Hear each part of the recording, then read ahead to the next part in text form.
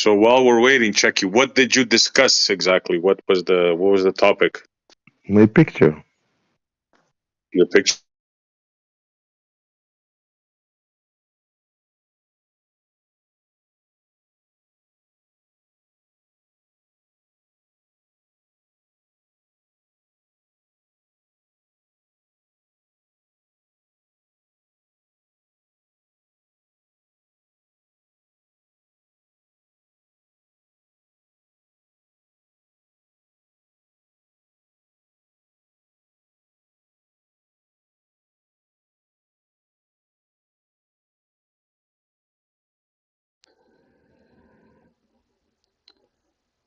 Okay, having a little bit of a technical difficulty. It should be coming through now. But yeah, this is Anthony at ECF, and I sort of introduced it a while ago. Where it's a pretty cool topic going to be discussed over here at this Discord server, and I wanted to share it with everybody. And we're running just a little bit late. We're missing the person that's giving the presentation. He might just be tied up for a moment, but yeah, if you would stick in here, and I'm gonna be muted for most of the time. Just want to get this shared with y'all, but I think y'all will be pretty impressed with it. But anyway, I'm gonna go ahead and mute and get over there to the server, and maybe we can talk in the text chat and maybe a little afterwards. But much love. This is Anthony at ECF. Much love.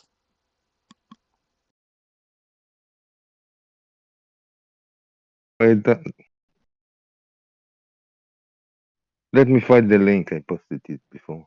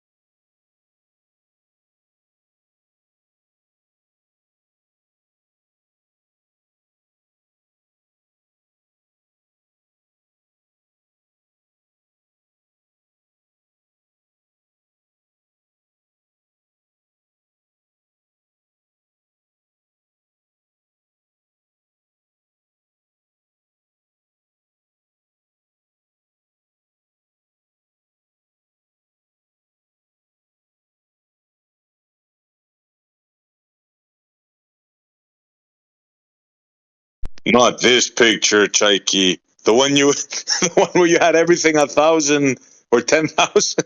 That one. I have one picture. I don't need it anymore. I think I remember this one. This one, yeah. Is this what you expect to see on Flat Earth? No, this is not how you had it before, Chaiki. You had the same elevations, if I remember, the same numbers on those lines, if I remember. Did you update this picture? No, I have many different angles of arguments on it. Okay, I'm remembering something different here, but it's been a long time, so I don't know. Okay. Didn't you have one like this with different numbers on it? All like the same. I have. I'm telling you, I have different angles on these different arguments. All lead to the same conclusion. Earth is not globe. flat. No. Earth is not flat. Oh, okay. Earth is not flat, right? That's different than his globe. No, I don't have enough data to conclude it's a globe. I can speculate it's a globe, but I only have two data points there. So. Well, Earth is flat is not really like a a big discovery. All you got to do is look outside your window. I mean, what? Well, I don't know. it's not flat. This picture proves it's not flat. There's no arguing against it. You couldn't Okay. find any logic or reason to tell me that what I show you is not true. When I show you that level is not straight, so Earth is certainly not flat. But it's not an achievement. Any picture you take of Earth and you say it's not flat, I'll agree with you. I mean, it's not a big achievement what you did there. No, level is not flat. The water is not flat. Nothing is flat. The level is a sphere. Level is a circle for you, right? So Well, we don't I'm use showing it's not water straight. levels. So water's Yep. never like flat. So we don't use water levels Good to question. level things out. I mean, dude, I mount Ye- TVs all the time. I use a level constantly, and it's a bubble inside of a tube, bro.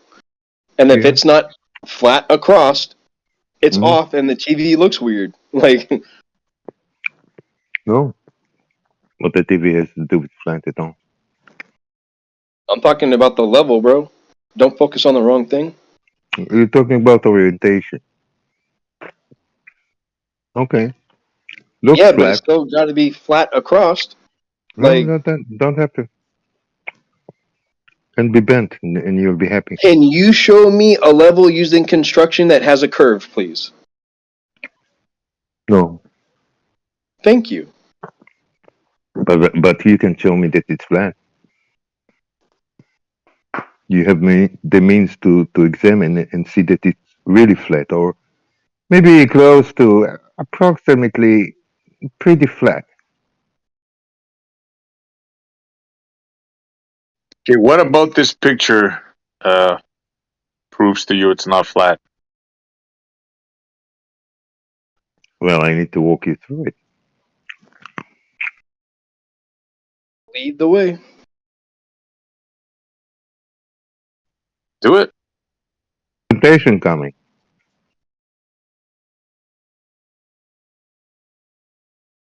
Are you looking up your notes?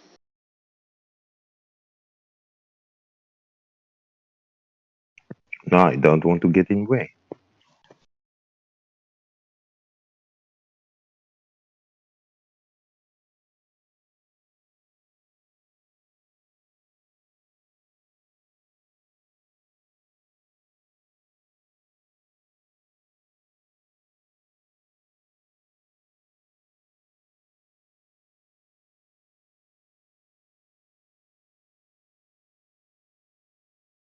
Don't worry about the presentation, bro. It don't look like it's gonna happen. Go ahead, break down this picture, man. We waiting. Break it down. Okay, let me find the good stuff. I thought this was the good stuff. Yeah, well, you'll find better stuff. So from the north presentation, we're gonna go to the Chaiki presentation.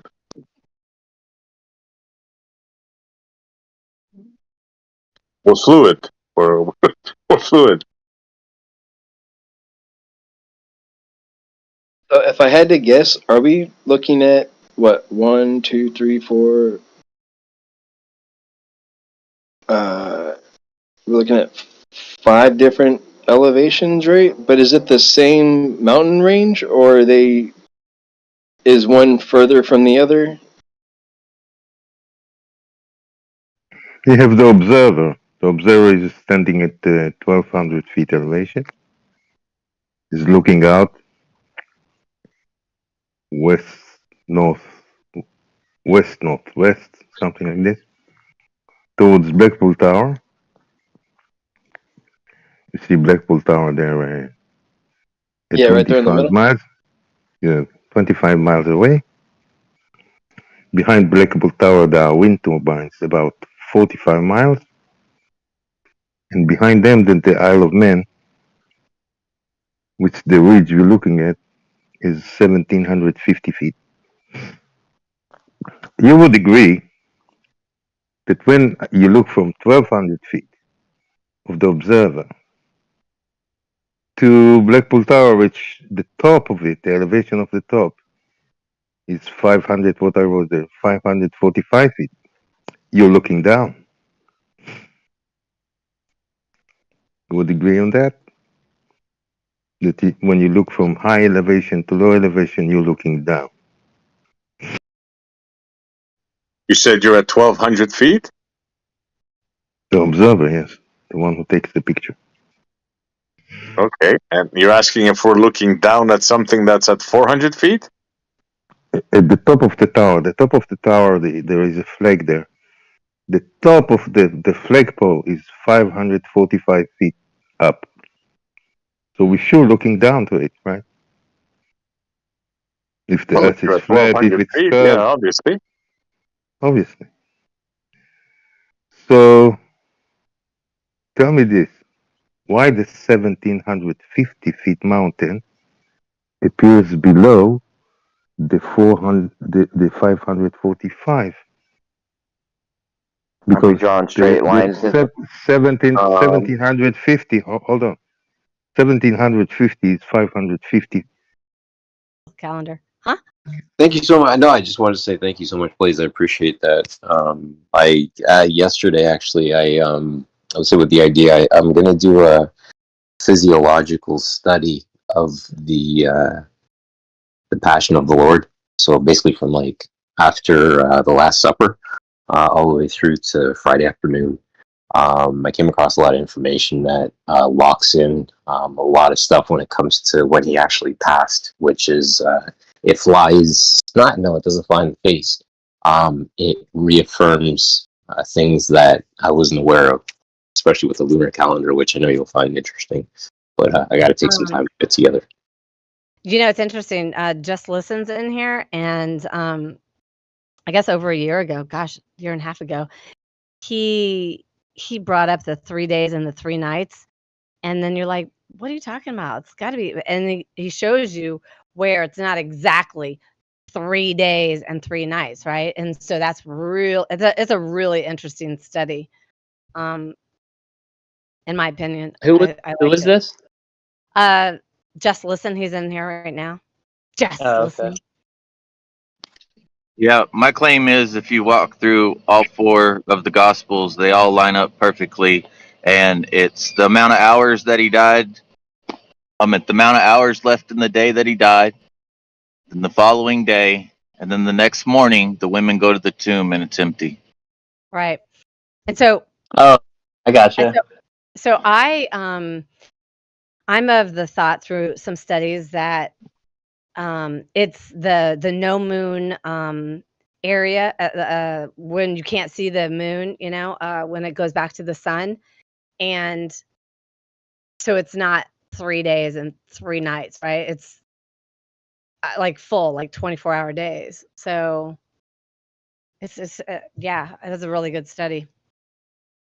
I liked it. Maybe you could do it sometime, or we could go through it sometime.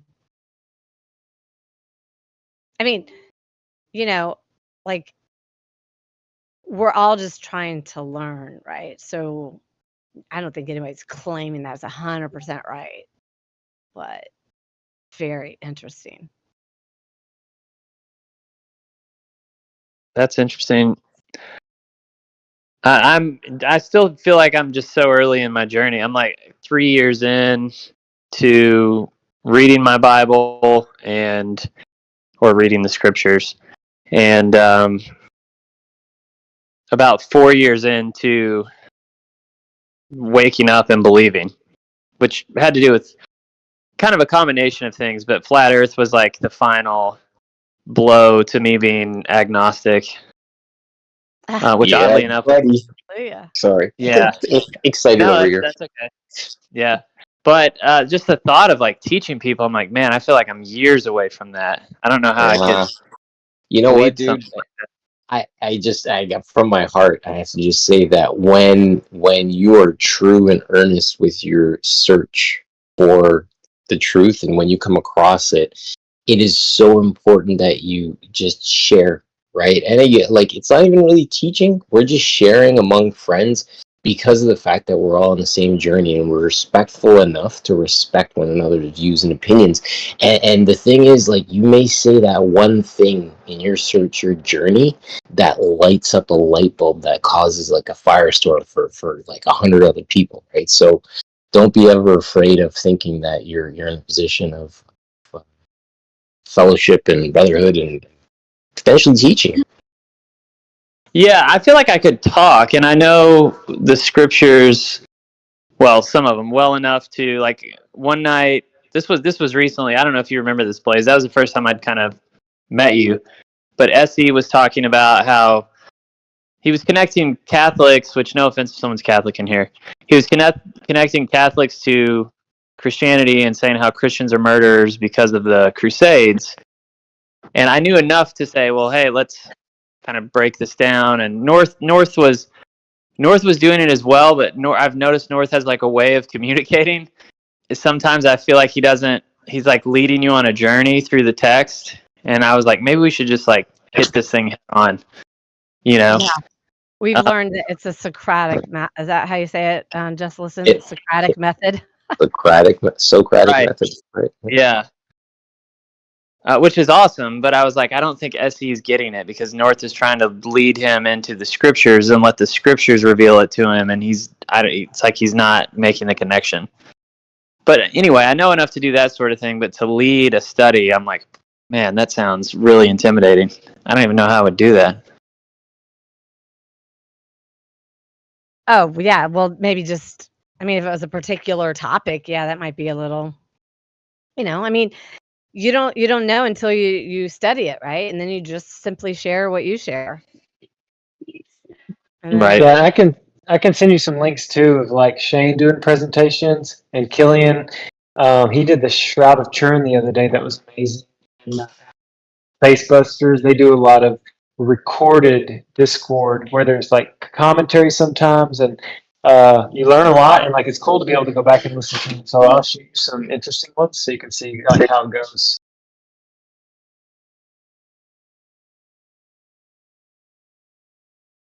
Doubling back, if we could, just for a second, I wanted to share something with you guys, especially Blaze. So I had mentioned earlier about the lunar cycle, the lunar eclipse being tied to when Christ was, when he passed away. There was only one recorded lunar eclipse in between the range of 26 and like, I think it's 38 AD.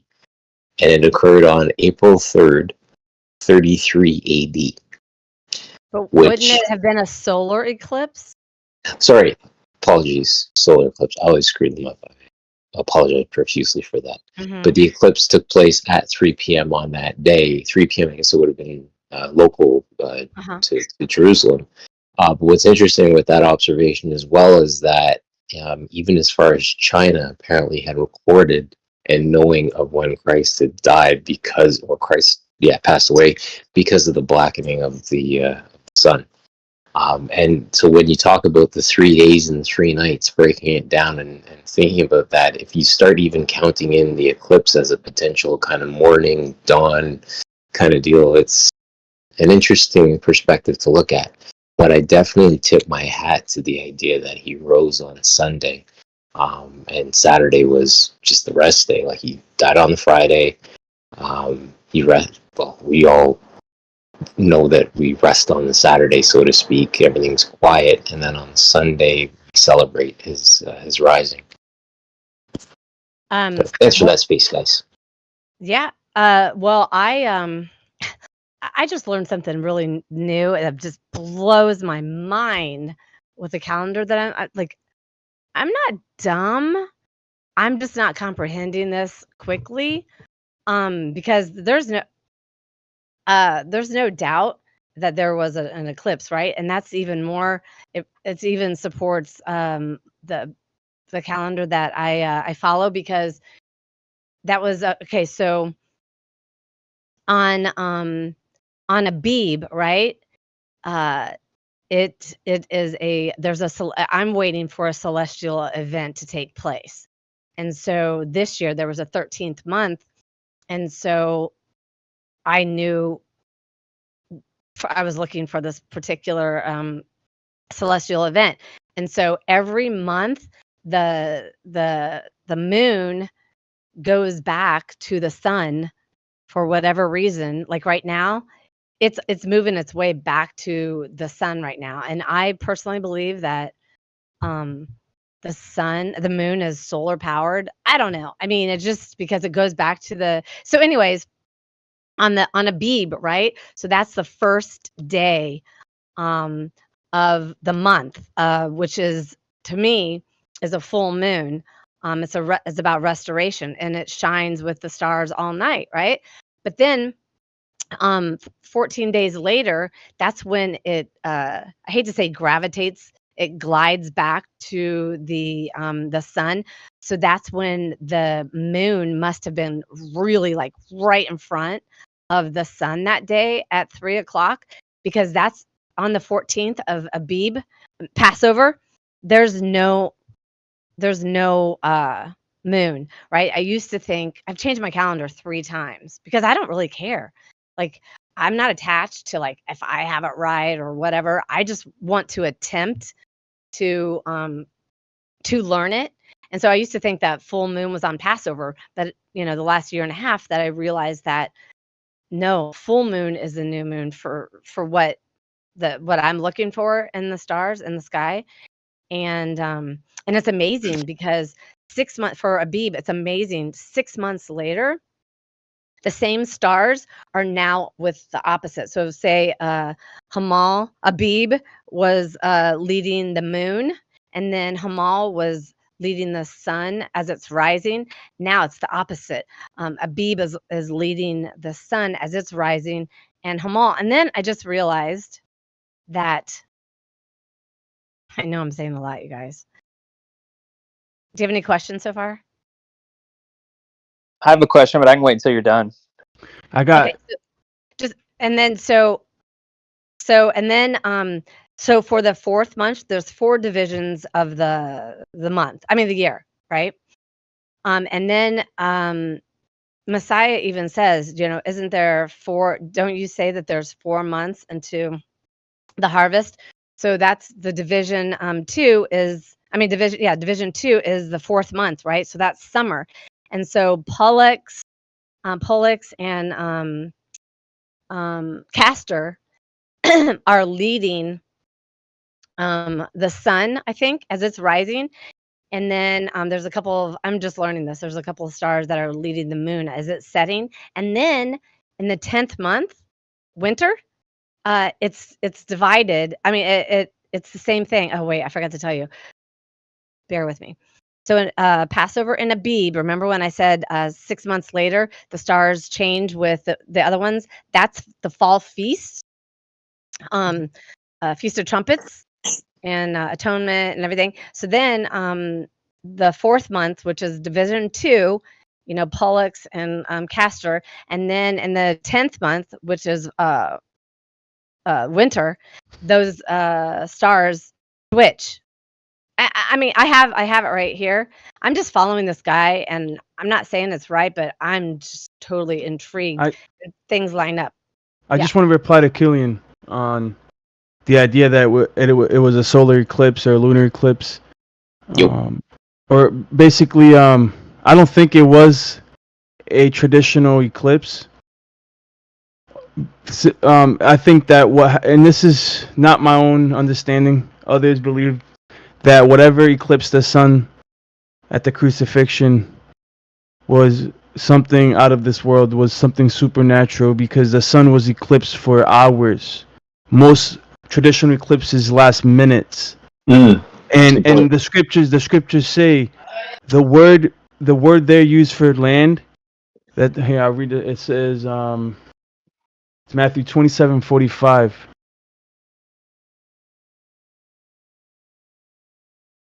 This is something that some people think it's Babylon the Great, Nebru, Planet, whatever it is, a destroyer.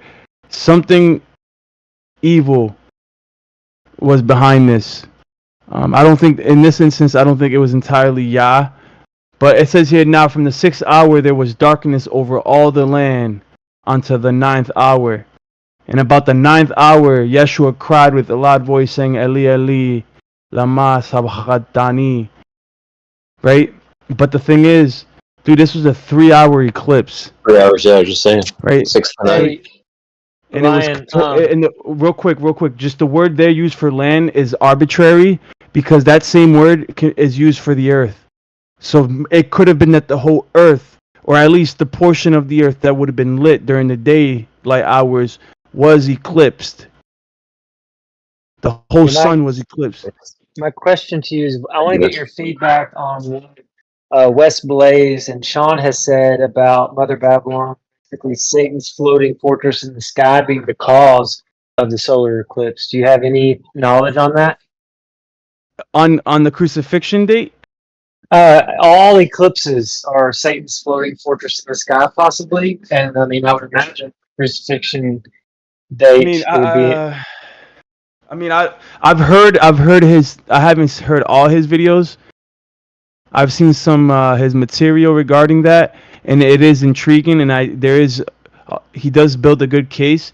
I wouldn't say that every single eclipse is Mother Babylon, if such a thing exists. I don't think that every single eclipse is Mother Babylon, because I mentioned there's traditional natural eclipse cycles that happen, and when it does happen, it lasts 3 minutes. Yeah, I mean, I think just to add some gravy to the conversation, that Satan is trapped underneath the firmament with the demons, and like one of his major things is to examine and understand the deception, the heliocentric model. And I don't know if from way back he started, I don't know if this is true or not, conjecture, I don't know, but I wonder if eclipses are God's creation or if it is the enemy doing his thing for a really long time in front of the sun and being a form of worship, like a special day, Eye of Ra, sort of weird stuff. I think it's still to be determined, but I will say that I'm not here to be combative. If North comes on and he starts talking about, I'm just here to listen. North doesn't I'm talk not about the calendar. because a lot of these things, Yeah, there's but, so much. So Sean another doesn't thing, take into consideration that the moon goes back to the sun every single month. it does. Yeah, it does, but he doesn't take At every new moon, right? When the moon reforms itself or restores itself, renews itself, the moon is tucked up right behind the sun, right? Before you see the first crescent start to appear. That whole time, those 2-3 days, sometimes it's 2 days, sometimes it's 3 days. Yep. The moon is tucked up behind the sun, but that's not really anything. Yeah, but sometimes the amount of distance every month it varies. Yeah, because the orbit, Position. the orbit changes. We have to remember, like the Tropic of Cancer, Tropic of Capricorn, and the equator. Like these are all different orbit lines as well. So that would impact the. And I know that the speed, the velocity, there's a change depending on what track they're running on. So the thing is with the sky and the constellations, I know a lot about that stuff. It's hard for me to convey my ideas, but the circuits that the sun, the moon, and the stars are on are similar. The sun and the stars have the same speed, but they're on different circuits.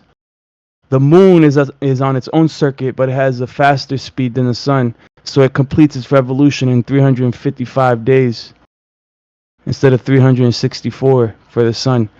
But the sun is not in lockstep with the stars, because a lot of the people they try to use the stars to keep track of months or weeks or years, but that's not the purpose of the stars. The stars do have a reckoning of purpose and is for reckoning the ages. In my understanding, in my opinion, the sun is to reckon the months and the Hodeshes alongside with the moon. The moon and the sun are used together. But if you were to use the stars, let's say, to keep track of the years or the beginning of the year or the feasts or the seasons, eventually what would happen because of the precession of the equinox, which is a real thing, you would have to also transition the beginning of the year. So theoretically, the Jews could be right that Rosh Hashanah could begin in the fall. If what you're saying is true, Blaze, and that the stars are to lead the sun in the seasons and in the years, then because of the precession of the equinox, the beginning of the year would have to shift between the year, or a Beeb would have to switch between the year. And if that's the case, then I'd have to redesign my calendar from the ground up. Well, I'm not saying that. Jubilees is saying it. No. I'm saying if what you're saying is true, I really have to take that into deep consideration. Yeah, I just posted a couple things right now. This guy's channel is the bomb. And somebody else will probably understand it a little bit better than me because I'm a little slow here when it comes to it. But hey, listen, I would change my calendar for the 4th time if something made sense. Yeah. Which one would you like? I mean, he's got so many for the 4th month. Yeah. I'll give you the 4th month. Let's see, the 4th month of the new moon. Here, let's see. Can you post a link to his channel also? Yeah. I'm gonna do that right here. Hold on a sec. Okay, so hold on. I mean, it's thrilling because you're waiting for the celestial events to happen. Here we go. And it's just thrilling, and then they happen. And so my thing is too is, like, what does when your redemption is near look up, right? So what's the only thing that these psychopaths can't really change? And to me, it's above, right? It's a celestial clock and calendar, in my opinion. And I mean, in the North Star, Ursa Majors, we all know that back in the day, and even probably still today, sailing navigation is done with the stars and everything. And those are reliable. They happen every year. And I mean, they happen more, like we see like Orion's Belt a little bit more. Yeah, I've definitely postulated that they're trying to gray out the sky so we can't see the sun, moon, and stars like as freely as we would if they weren't doing that. They're blaming it on global warming and reflecting the sun away. But if we can't see these super rare events in the sky, we won't have like a heads up to hang on to hope as things get crazy. Yes. And I couldn't see the celestial event that just happened last Wednesday because of the clouds. But it happened. There's a lot of people that did. I would say start with Abib, because that's what's fascinating. And if you scroll up a little bit, the divisions, because I just posted the last one, when it says Jubilees, and those are talking about the 4 divisions. So those might be the intercalation days that people are talking about, but there's those months set the divisions of the seasons. And then we have Abib, Passover, and then 6 months later the stars do the opposite thing. Amazing. And then we just had the division for summer last week. For me, I'm not saying that I'm right, I'm just saying for me it started last week, the first thing that I posted for division 2, and then 6 months later it's going to be wintertime and the stars reverse, they go with the opposite. How is that not even like I was talking to the guys up above last week, how is that not even a flat earth proof, right? What are the statistics about how, like, what are the odds of that happening? And I think that Can you repeat that? What again? Like what? Pardon me? You were breaking up for me. Like what happens? The part you were describing something that happens and how it's unbelievable. What is it that happens? Okay, so the celestial event that happens, Just listen. Only server guardians can give you that. So try to reach. Oh, Jeremy's there. Here, I'll ask Jeremy. Okay, so all year I was waiting for the celestial event to happen, which is the second picture that I posted. Go to the second picture I posted in the Wait. live chat too. Okay. So I'm scrolling back up of the from the guy, like the 6 months later. Yeah, That yeah, stuff? it's the middle picture. Yeah. Okay. So Division 1, that's going to be Abib. You know, the month, and then the month of Abib is the only month Yah names in the Torah, right? Sure, in the prophets, you know, the Babylonian, they name all those silly months and everything. But remember when King David says, "Teach me to number my days"? Well, today is the 8th day for me of the 4th Hebrew month, right? Like, not that I'm right or anything like that, but I'm learning to number my days. Hey, okay, I serve. North didn't show up. Hey, Darn. listen to Hey. the children. That's Just Listen's wife, by the way. So anyways, so I was looking for the star Abib to lead the moon, right? And I have pictures that I did that one. I was able to observe that one. And then Hamal actually leads the sun as it's rising. So that's why I begin my days at dawn, because you can use the third witness, right? They have us beginning our days at sunrise, and you can't see the stars. And we don't have to have this kind of conversation, but somehow it just kind of happened. So, like, we can have a different conversation if you guys want. I'm going to post my observation for Abib this year. It was so freaking cool. I loved it.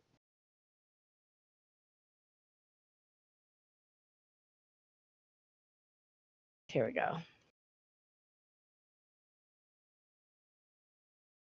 Are you guys still here? Yeah, we're here. I'm here anyway. Okay, so that was mine. I My hope I'm here. observation. I'll never work with you. Just messing with you. So I also break out my my star little app where you just hold it up and then it tells you wherever the stars are. That's really handy. That's when you can really see the procession of the moon gliding back to, how would you guys even say it? Just moving back towards the sun. I hate to say gravitating towards the sun.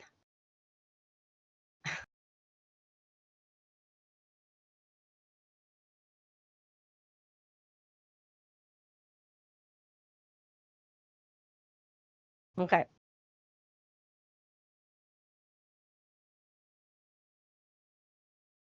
Okay, we can definitely stop talking about this now.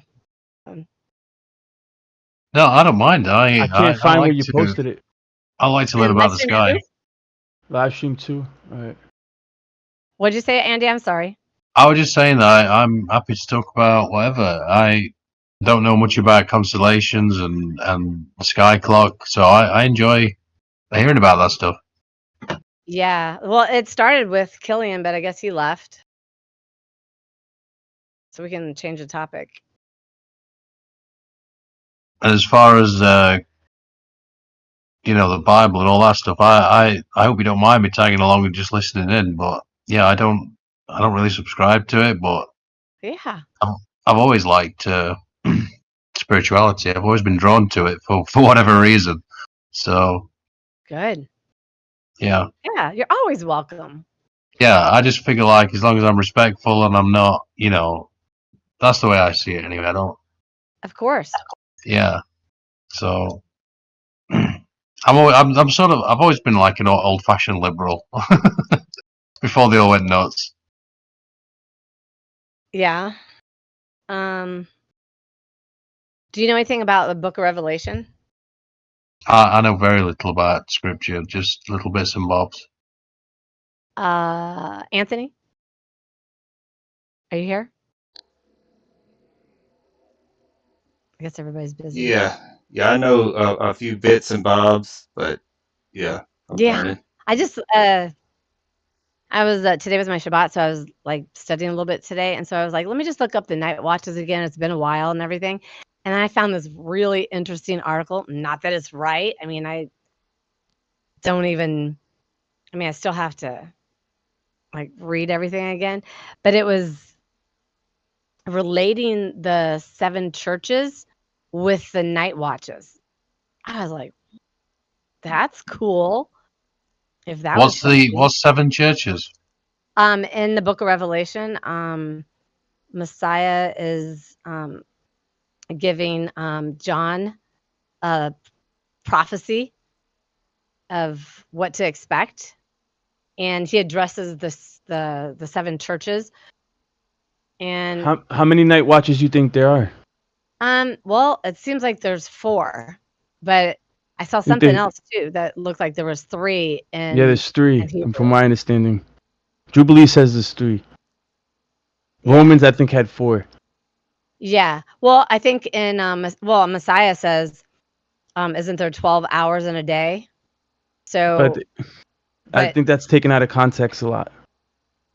okay, so what is it that you think that he means? Because there's not 12 hours in a day. That's only they're on the equinox. Well, Other than the equinox, you really don't. You get like 8 hours, 9 hours, 10 hours, 11 hours. You might get 12 hours, but like I said, it had to be like around the equinox. But what the cryptic languages that he was using there wasn't to be. See, that it went over people's heads, but he was saying it was the 11th hour of the day. He said that right before he was about to get crucified. So it was like the 11th hour of the day. His time was coming up. The 12th hour is basically universally known to be like it's midnight, or it's not midnight, but that it's like the end. so what are your divisions? If there's 3. So yeah, from here I'll pull up a chart and show you, because it's hard to break it down. But basically, there's each day is divided by 3 portions of the light hours. So it expands and contracts depending on the light portion. That's how days used to be. Days were never like exactly 24 hours a piece. They were dependent on. It was the oscillation, right? That's the best way to describe it, because it expands and contracts between the solstices. The days do, but yeah. So there was 3 portions from 6 o'clock till like 11 o'clock, from 11 o'clock to like 3 o'clock, and from 3 o'clock to 6 o'clock, something like that, if I remember correctly.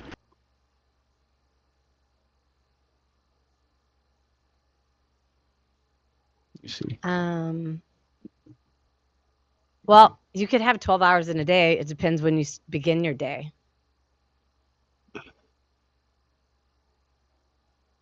So if you began your day at say 5, there could be 12 hours. Yeah, well, it was what determined the day was the rising of the sun, and because of that, it's not cookie cutter. Like we would expect it to be cookie cutter, right? Symmetrically universal, but that's not what we see in nature. That's how we keep time today, regardless of when the sun comes up, right? 6 o'clock, if it's 12 midnight, it's 12 midnight, regardless of where the sun is. But that's not how they kept track of time.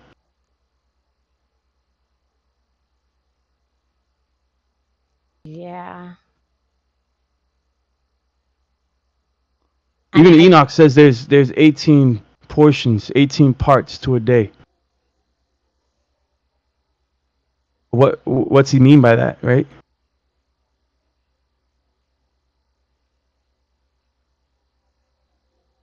What does he mean then? Well, I'm just wondering your opinion on that, because I've heard of a couple different theories on why Enoch says there's 18 parts to a day. Because it has much, brainiacs have tried. They're stumped on this. I'd say that it's probably tied to numerology, gematria, because 1 and 8 is obviously 9, and this 9 number keeps popping up all over the place. Same with 7 in the Bible. How many times is 7? 7's like freaking 700 times or something ridiculous. So 7 is every the time you use a secret. number, it means a lot more than you think it does. 7 I is the think. secret to time. Do you have that for Enoch? Which one? That verse? Yeah, yeah. Yeah. Me pull. I don't know it by heart. I had to pull it up. I'm still trying to find that chart, but yeah. All right, I got you. I mean, you know, like we could go to Psalms 19. I mean, like that is a pretty good one. Yeah, the one where it talks about the bridegroom running the race. Yeah. Yeah, And I it love talks that. Yeah, but it talks about how the stars, they don't have any speech, but they don't have a voice, but they're, you know, here, let's just say. Day to day pours forth speech, and night to night reveals knowledge. There is no speech, and there are no words. That's pretty good. And man, I'm pretty sure we're supposed to use the stars too. They're up there for a reason. Oh yeah, no doubt. But Yeah, It's that's just what that because of the procession, right? Like if you backtrack, if you turn back the clock of time, right, and the stars, the year would have began in a whole different constellation. We're talking about since Adam and Eve, we've been through at least 4 constellations, and each constellation is 30 degrees, right? There's 12 constellations zodiac in the Mazzaroth, right? So each constellation is an average of 30 degrees, but it's not actually close to 30 degrees at all. Some constellations are longer and some are shorter. Very odd. It's arbitrary, but if you break it up arbitrarily into 30 degrees each, you're looking at 2,000 years per constellation. So 6,000 years, that's 3 constellations, right? On average. 3 constellations, that's a pretty long time, right? From the precession of the equinox. So basically, if you were following the stars for a certain precession for like fall or winter or spring, well, no, it's no longer Taurus that you see when the sun rises on the east at the horizon on the equinox, March 20th, right? 6,000 years ago, March 20th on the east, you would see the sun rising. Right before the sun rose, you would see the constellation at the east at the horizon would have been Taurus, right? And now it's Pisces. And it's ever slightly getting closer and closer, ever so slightly every year to Aquarius. We're really only a couple hundred years away from Aquarius. So this is why you can't really use the stars to keep track of seasons, because then you would, like spring would if you depended on Taurus for spring, go check where Taurus shows up now for spring. You know what I'm saying? It'd be like January. That's why it's difficult to pinpoint exactly what the stars are used for, but in my opinion, I think that the only practical purpose besides omens and signs regarding the times, because each season has its, if the seasons are fixed according to the equinox, right? Then the stars. Who says that? I mean, where is that scripturally? I mean, And it's in Enoch. but where in Enoch? Regarding the gates, you know how there's 6 gates in the heavens? Well, the year begins between the 3rd and 4th gate, which are literally at the middle of the horizon.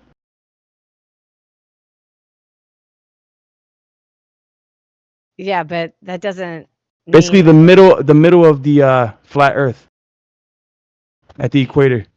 Well, we don't even know what shape it is. Well, like the gates have never shifted from their position, and the sun has never deviated from its orbit. So these gates are still consistent even from when Enoch was alive. I'm not debating the gates. Well, no, even the orbit of the sun. So it's consistent with when Enoch was alive. The stars are not, though. The stars are actually, it's funny because the stars are actually on their own precession that have not yet completed a full precession.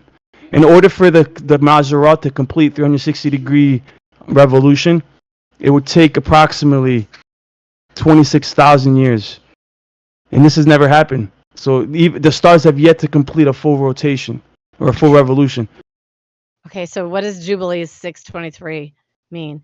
And on the new moon of the first month, and on the new moon of the fourth month, and on the new moon of the seventh month, and on the new moon of the 10th month, and the days of remembrance, and the days of seasons in the 4 divisions of years, these are written and ordained as a testimony forever. Yeah, those are feasts, or not feasts, but those are Moedim, appointed times. Those mark the seasons. Okay. So the beginning of the. Go ahead. So you're how do you use that in your calendar? That's a sanctified day. But there's 4 of them a year. They mark the equinoxes and the solstices. And they also mark specific events that happened during the flood of Noah that are accounted for in the Jubilees. If those specific dates accounted for something significant during the flood. But So Job. So you think that Job 38, 31 through 32 is just talking about like ages? It says, do you bring out the constellations in its seasons, or do you lead the bear, Ursa Major, with the suns? yeah, so I can break it down for you. So when you look at Job 38, 32, and it's interesting, a lot of people that are into astrology or the Mazarot, they immediately point to this verse to rationalize their study of the Mazarot. And I have nothing against this verse, but people that look too deep into the stars to try to figure out omens or probabilities, or they try to kind of fortune tell a little bit, I think they are doing a transgression. But that's not, I'm not here to condemn people for because I studied out the stars and realized that they have a specific purpose, and it's not to be trying to figure out omens, because at that point you're venturing off into sorcery, which is not sorcery, but fortune telling, which is the lines are blurred between fortune telling and looking at the constellations to try to figure out the future, right? But what about Enoch 72:3? It says, Well, I well saw one second. portals Well, in hold which on. I didn't even the get sun the. rises. And hold on, let me just. I didn't get to finish so- Job 38, 32 yet. We're already jumping into another verse. Yeah, because you're saying that I'm looking this up as like I'm No, using it no, as no, omens. no, no. Just one second, 1 second. I'm gonna elaborate on this verse first, and then we can move on to that verse next. Just hold it on for a second, please. So we got Job 38, 32 that names out constellations, right?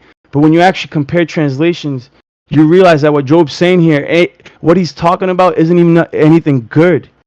If you actually read the chapter, right? And I'll go to the Septuagint, which actually translates this pretty good. Even the new Hallelujah Scriptures and the ISR and the Sefer, they actually translate this properly. But most traditional translations will use the pagan names for these constellations.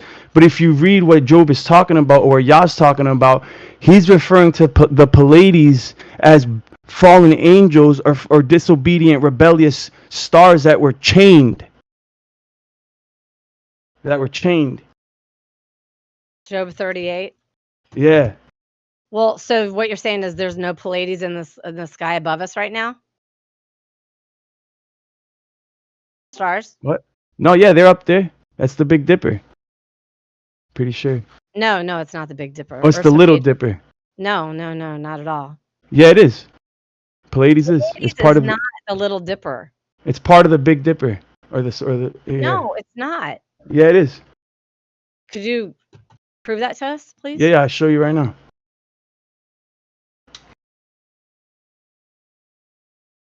But yeah, I'll elaborate on Job in a second. Just give me. I'm looking this up. I can't.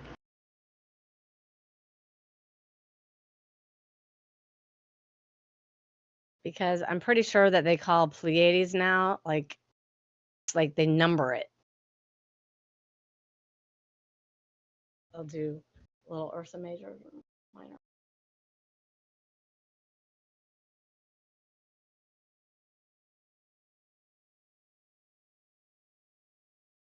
I think it's the Little Dipper, but I can't.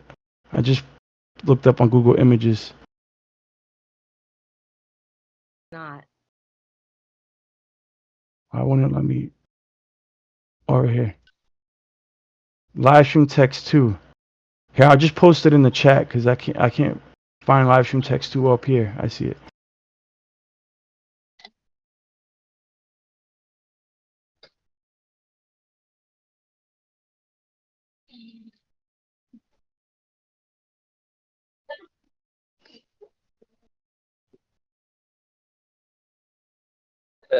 That was funny. I popped in here for a second. I think he was getting tired of getting beat up over in the other room. So I think I stand corrected. It's not the Big Dipper, but it looks like a dipper. You see it? Yeah. Yeah, because to what I just posted. Hi, by the way, the people that are just getting in here.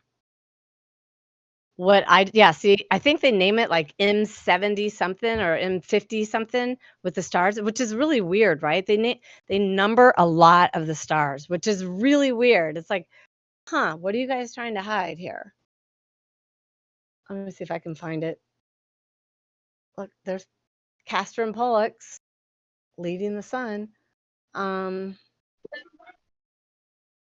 don't know if I can find Pleiades, but I think it's like M45. I think that's what it is. If you look up for Pleiades, I think they number it M45. I don't know. But what I just posted is the Little Dipper and the Big Dipper. They go around the North Star counterclockwise every 23 hours, 56 minutes, and 4.9 seconds. Which is, how is that not a flat Earth proof either? Hey, Uber. Flat. So here, so it's Job 38:31, right? It says, "And dost thou understand the band of Pleiades?" The band is talking about chains right there. "And hast thou opened the barrier of Orion?" Now that's from the Septuagint. But then hold on, let me look up another verse or another translation.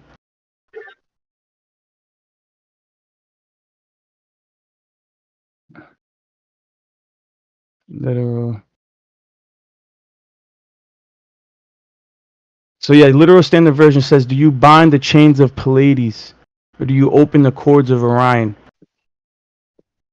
So I just want to show you the chains, but it's using the pagan names for those gods or those star clusters. But when you look at the actual etymology of these words, you'll find out that who it's referring to literal, like fallen angels. And it's interesting because Enoch talks about like multiple different angels before the foundations of the earth that rebelled and that were chained up aside from the watchers. So you have the 7 wandering stars that apparently are rebelled, but then you have like you have certain stars that were also chained, and it seems like Pleiades, or what we know as the 7 sisters. Some people try to correlate them with the 7 churches in Revelation, but Pleiades, in my opinion, has negative connotations, according scripturally. No, there's no way. The Pleiades is still above us. I mean, they can Greek our stars to death, make them into the mythological, like Pollux. I mean, Castor and Pollux. They're supposed to be the twins, like sons of Zeus or whatever. I mean, these are Father's stars that he uses, and the sailors use those stars as well. So I'd be careful calling Yah's stars evil, because his stars are not evil. I mean, the Watchers, sure, there was a few of them that, messed up and everything, but they're still above us, and we still No, don't get me wrong. Like celestial navigation is perfectly okay. That's not transgression of Yah's Torah, but there's a fine line between celestial navigation and using the stars to keep track of time, which is what their intention was, and then trying to divine the future, like fortune tell or find omens. It's called That's scripturally, forecasting. yeah, it's forecasting. It's scripturally prohibited. No, it's not forecasting Listen, the it's all right. dates. Okay, So I so respect what you're you. saying is King David, he said to teach me to number my days, so he was forecasting. No. See, that's different. That's what the stars are for. Is to keep track of ages, right? To number the days to keep track of the reckoning of time. And actually, if you want to be technical, I'm not trying to be like boastful here, but in the Dead Sea Scrolls, they did find the lost Psalms attributed to David, right? And in them, David numbers his days. So we have textual sources attesting to a 364-day year with 4 quarters and 52 Sabbaths a year, right? And King David specifically testifies of there being 364 days a year and 52 Sabbaths a year. You can find that in Psalm Scroll 11Q5, verses 4 through 8. It says, and he, King David, wrote 3,600 psalms to sing before the altar, accompanying the daily perpetual burnt offering for all the days of the year, 364. For the Sabbath offerings, 52. Quote unquote. That's literally what's found in the Dead Sea Scrolls. And we're supposed to. Okay, so how many months are named in the Septuagint? In the Torah? So there's not one example anywhere in Scripture besides people will reach and use Ezekiel as evidence for a 13th month. But other than the real reach that you have to believe in Ezekiel, there's really no instance of a 13th month anywhere in Scripture. Well, I hear you, but who even brought anything up about the 13th month? I thought you just asked me about that. No, I said what in the Torah. Could you tell me the names of the months? Yeah, so Abib is the only one that's named. The other ones are just named by number. Rashi, Shinai, Right. et cetera, et cetera. Do you have your Septuagint open? No, I don't. I'm actually I was in the middle of looking up Job, but yeah, go on. Hey! I have the names for you. You ready?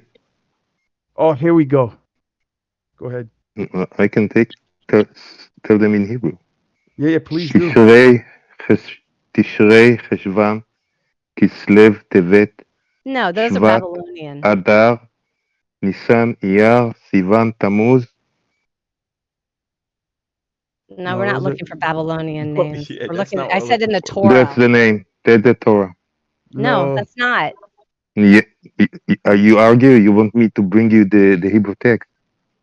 Yeah, bring me the Hebrew text of in the Torah.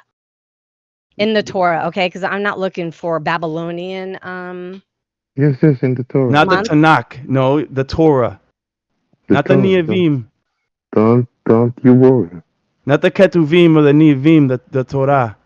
אדוני, אני יודע מה זה תורה ומה זה תנ"ך ומה זה כתובים ומה זה נביאים. Don't you worry about it. I speak Hebrew. It's all good, bro. I love it that you speak Hebrew. We need people like you around.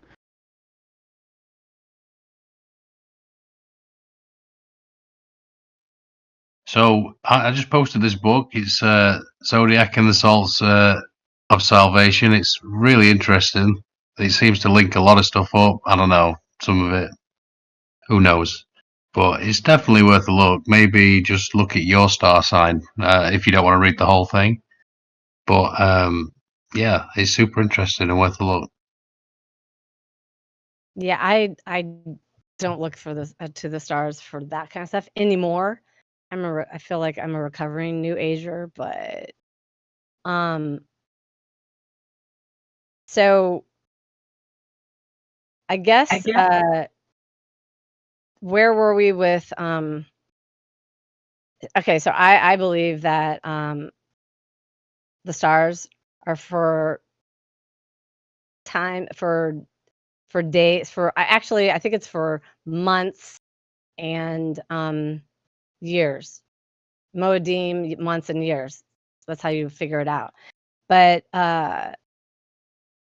in Enoch, it talks about how in Enoch, I guess 72:3, and I saw 6 portals in which the sun rises and 6 portals in which the sun goes down and the moon rises and goes down in these portals. And the leaders of the stars and those whom they lead, 6 in the east and 6 in the west, and all following each other accurately corresponding order. Also, many windows to the right and to the left of these portals.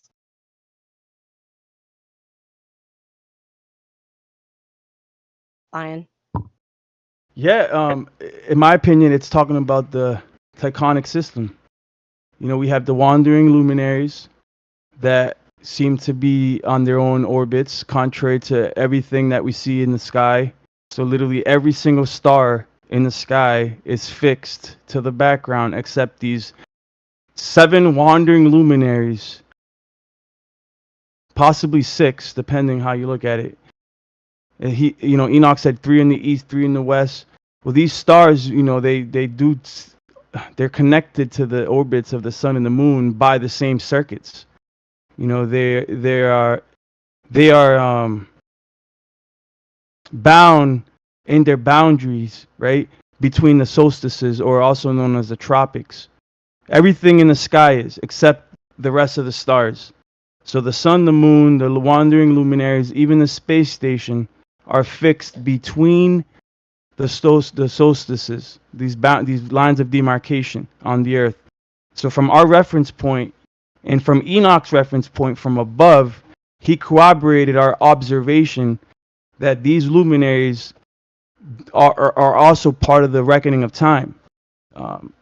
They seem to, including the stars, like I mentioned, the constellations are also keep track of ages.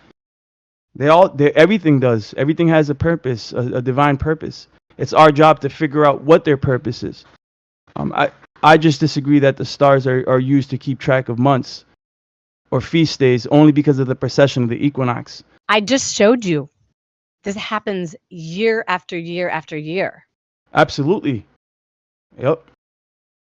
It's just that they differ, because there's a slight precession every year. So the stars actually move from where they were on the equinox last year. And by the time a couple lifetimes away, your whole feast would have shifted a week, 2 weeks, a month, 55 days. And then since Adam and Eve, you're talking about shifting months. You know what I'm saying? Where the sun and the moon do not deviate, they're on a constant precession that lapse. Every jubilee it lapses, but the stars have not yet lapsed. Like, they have not made one full revolution. What do you mean, not one full revolution? For revolution of the precession of the equinox. So basically, the stars are all spinning. Yeah. The stars are all spinning around the Polaris, right? Even though it's not actually Polaris that they're spinning around, there's something even more at the middle than Polaris. Polaris actually has a small circuit. It has the smallest circuit out of all the stars in the heavens, but it still has a circuit that it goes around in circles. So in the middle of that circle is where the middle is, right? Well, these stars are on a precession that have not completed one full revolution. So let's pretend that the world began in Taurus, right? I think it began at the end of Gemini, but that's another day's conversation. But let's just say it began in Taurus, right? It has not returned back to Taurus yet.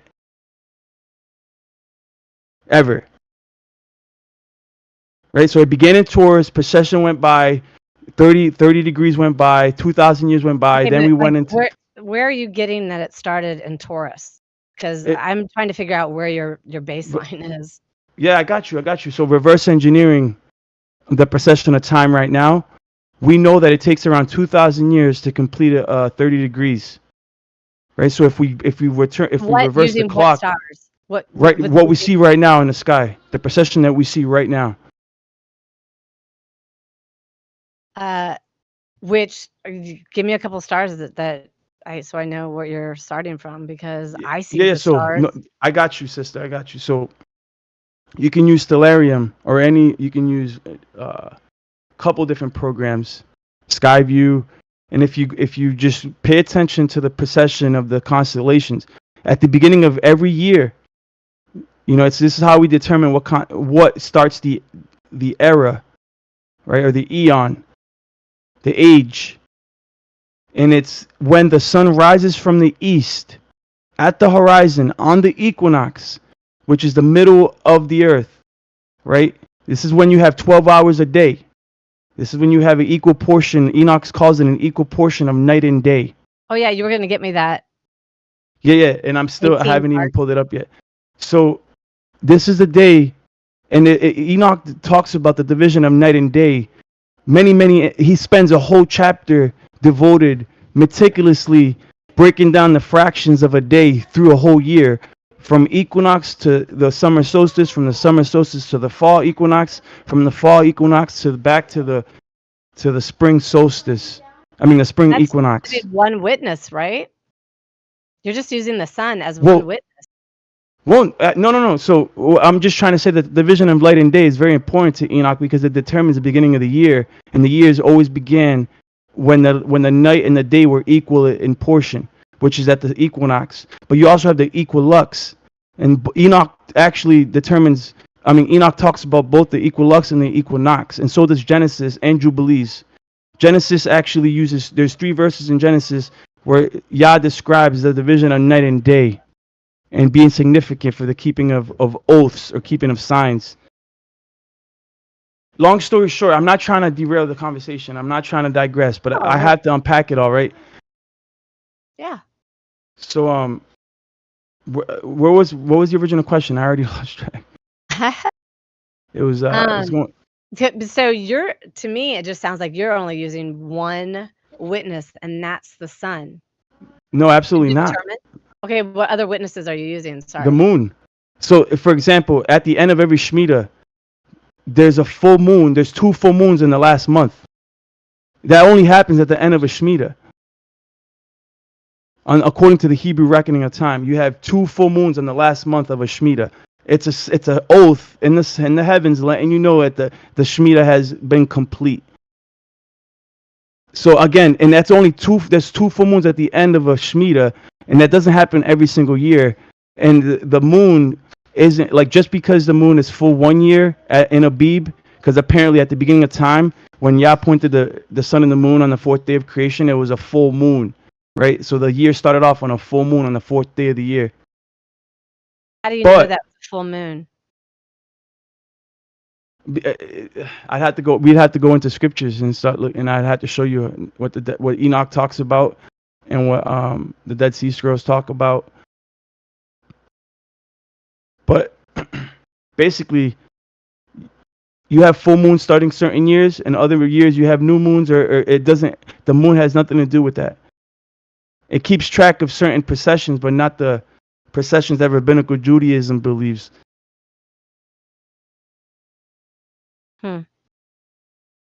The moon keeps track of Shemitahs. It's fascinating.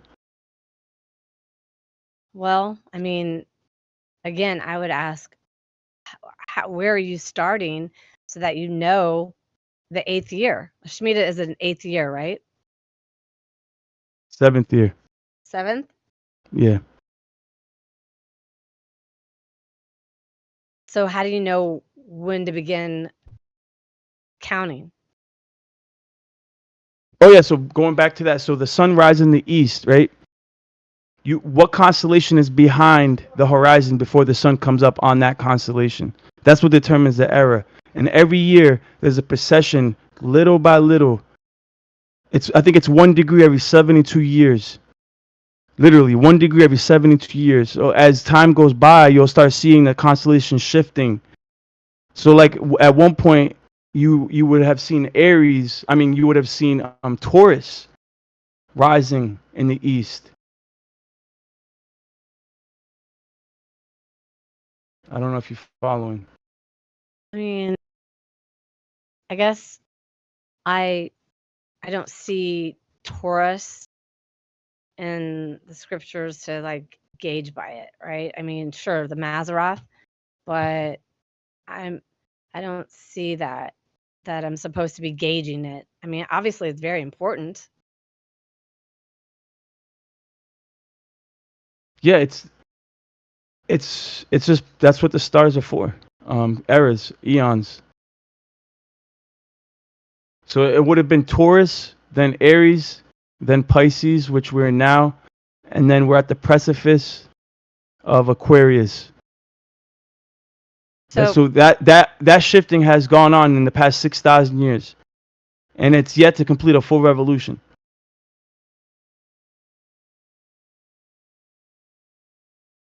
so Enoch 74:12, and the sun and the stars bring in the years exactly, so they do not advance or delay their position by a single day until everlasting, but complete the years with perfect justice in 364 days. Sun and the stars. Yeah. What's interesting about that verse right there is that I have like 3 or 4 different translations of Enoch, and they all say a different thing about that verse. Some say the sun and the moon, some say the sun and the stars, some say the moon and the stars, and I can show you every single one of them. I mean, it seems like every time I say something, you're like telling me that there's something wrong with the verse. No, I'm sorry. Listen, I'm sorry. I really don't mean like to be a It's know-it-all, okay. but that's just the truth. Like I have Richard Lawrence, Bishop Richard Lawrence translation of the R.H. Charles. I have another one called the Agiba, and I have another one that I can't find an author for it, but it's a compilation of Enoch with all the Dead Sea Scroll findings, and they all have a variation on that verse. And So, Timothy Schwab also, he has a good series pointing this out in the Enoch series, that he compares the Sefer translation of Enoch with the R.H. Charles, and he shows you how different they really are. And it's not that the Sefer did anything to the translation, it's that they chose to use the Richard Lawrence translation for their compilation. And they're not completely different, but I believe the R.H. Charles is a more accurate translation. yeah, I'm not into the Sefer.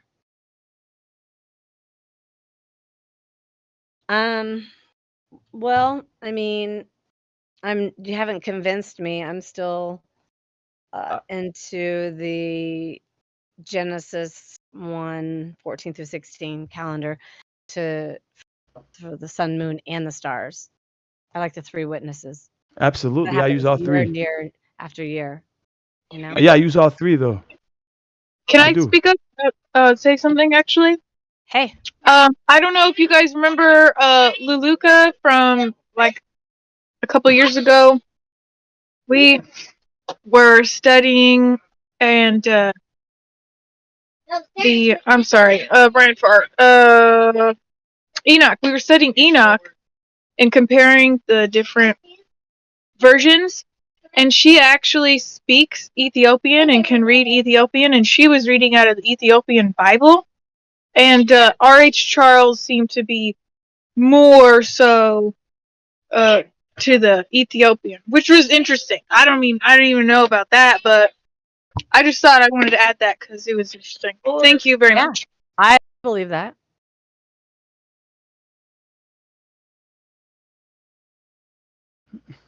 Yeah, R.H. Charles was a scholar, and he was experienced translating the Ethiopian text because he had already translated multiple Ethiopian texts, some that we've never even heard of, but were found in Ge'ez, including the Book of Jubilees. R.H. Charles translated that from the Ge'ez.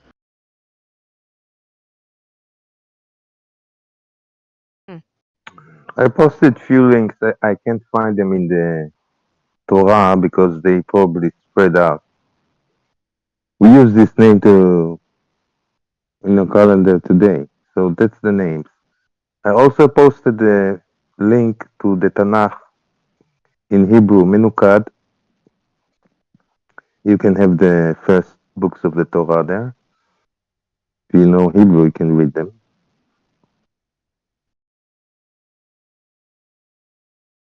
So you didn't find any other months named besides Aviv in the Torah? There is no Chodesh Aviv.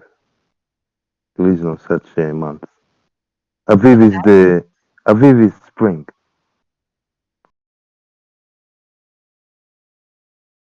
Could you say that one more time? The meaning of the word Aviv is spring. Yeah, right. It's not the name of a month. There is a Well, month that is referred as the month of the Aviv, but it's not its name. yeah. Chodesh Well, Adar. I'm going to believe my Bible over you. What's your Bible say? Exodus. It's in Exodus. Yes, what does it say? I think it's Exodus, what, 12, 13 or whatever, when he gives them a new calendar when they came out of Egypt. Yep. Yes. Yeah. Yeah, but and what it says there? It says there is a month that's called Chodesh Aviv. Yeah, called Abib. Aviv is time of the year. Chodesh Aviv has a name. Its name is Adar. Okay, so an ancient. Okay, let's see here. I mean, I'm not going to sit here and argue about whether the name Abib is a month. It's fine because it's also with Spica, you know. So the biggie. I'm not arguing. I'm just relaying information. So yeah, so Spica is the bundle that Virgo is carrying, whatever it is, whether it's a bundle of wheat or barley. I mean, you can't really see that in the stars, anyways. That's more of just artistic depictions of the constellations. Well, I mean, I just showed you. Here, I'll post it again. But yeah, Spica. I used to think that maybe was correlated with, the ripening of barley or the spring, because it was just like I just figured like, oh, I was ignorant of the constellations back then. But as I grew in wisdom, I realized that was silly to determine spring or determining first fruits of barley by Virgo and Spica, or the bundle that she's carrying, because of the precession of the equinoxes. So what number of day are you on of your calendar? 1 second. Honestly, I don't even know today. Because at the end of the day, we're probably like 2 weeks off, a month, so it's not that big of a deal.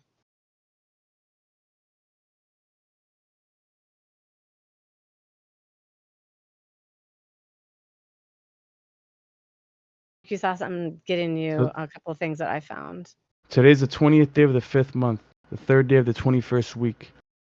20th The day priest in service would have been Gamul, or the priest that would have been in service would have been in the family of Gamul and Gidalti. The star or the 5th captain, Jamut.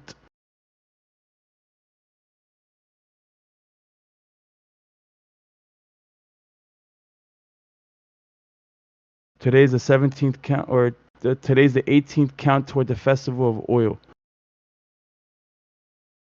18th? Yeah. Oh, isn't that interesting? Because mine is I think it's like the 30th day, because there's 2 counts and I'm on my 2nd count. So I think that like the end of this month is going to be the Festival of Weeks. Interesting. Hey, Chaik. Is it Chaik or Hike? What is it? Hike. Is he still here? Chaik. Hey, I was just wondering. So when do you think the spring begins in the year? When do you think the year begins? Are you in with the rabbinical idea that it begins in the fall? When exactly it begins, I don't know. I posted the link. I think they discussed there where the months begin, and it's upon testimony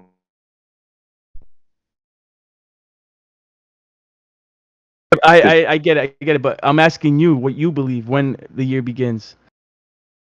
The year doesn't begin, doesn't end. It continues. Come on, man. I'm not religious.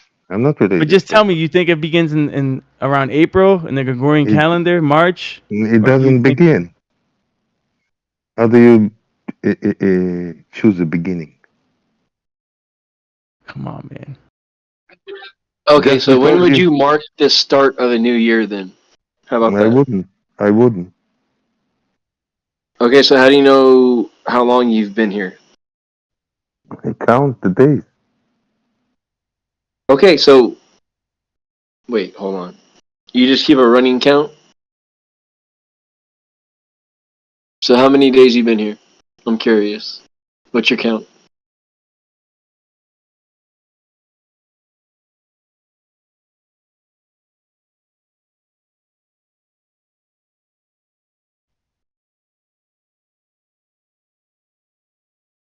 You know what your daily count is that you're talking about?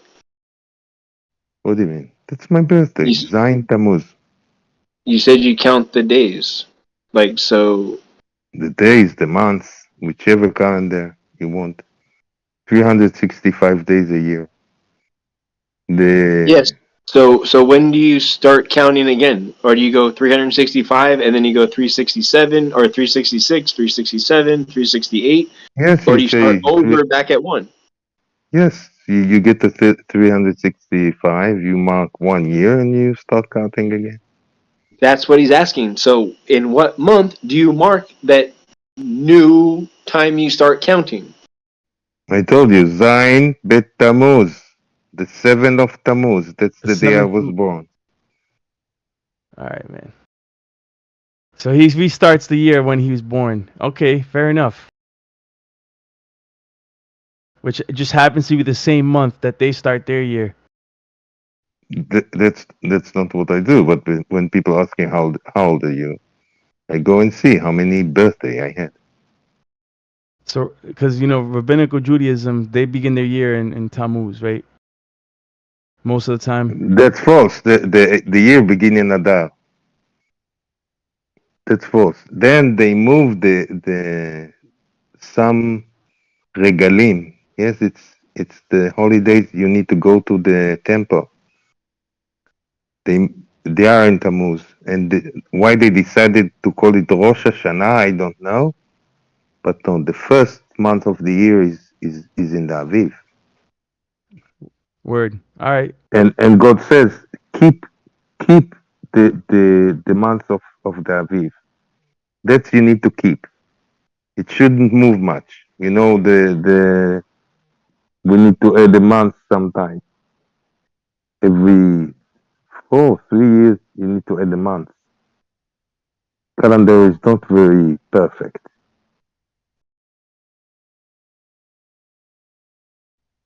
Months have different numbers of days in different years. Actually, with 365 days, if you break it down into 28 days each, it gives you 4 weeks every month with 13 months. And breaks up nice and even. The Christians got it right. The Hebrews didn't get it so right. So they need to fix it constantly. You're hilarious. I'm not hilarious. That's a fact. Months have different days. You will look in the link I posted. Sometimes they have 29 days. Sometimes they have 30 days. There is years we have Adar and Adar Bet. We need to add a month, a whole month, to cover the year. That's how messed up it is. Not the one day that you say it's 28 or 29 days of February. A whole month. How do you say Adar Shani? Adar Shani? Adar Bet. Bet. Aleph is the first letter. The Hebrews count letters, don't have numbers. Yes, what year are we now? I forgot. The Hebrew had letters. You use letters for So you said counting. Adar Bet? Bet. Yeah, Bet. Bet. the second letter. That means the second Yeah, Adar. B. Okay. B in English. In Hebrew, it's Bet. Aleph, Bet, Gimel, Dalet, Hey, Vav, Zayin, Chet, Tet, Yud.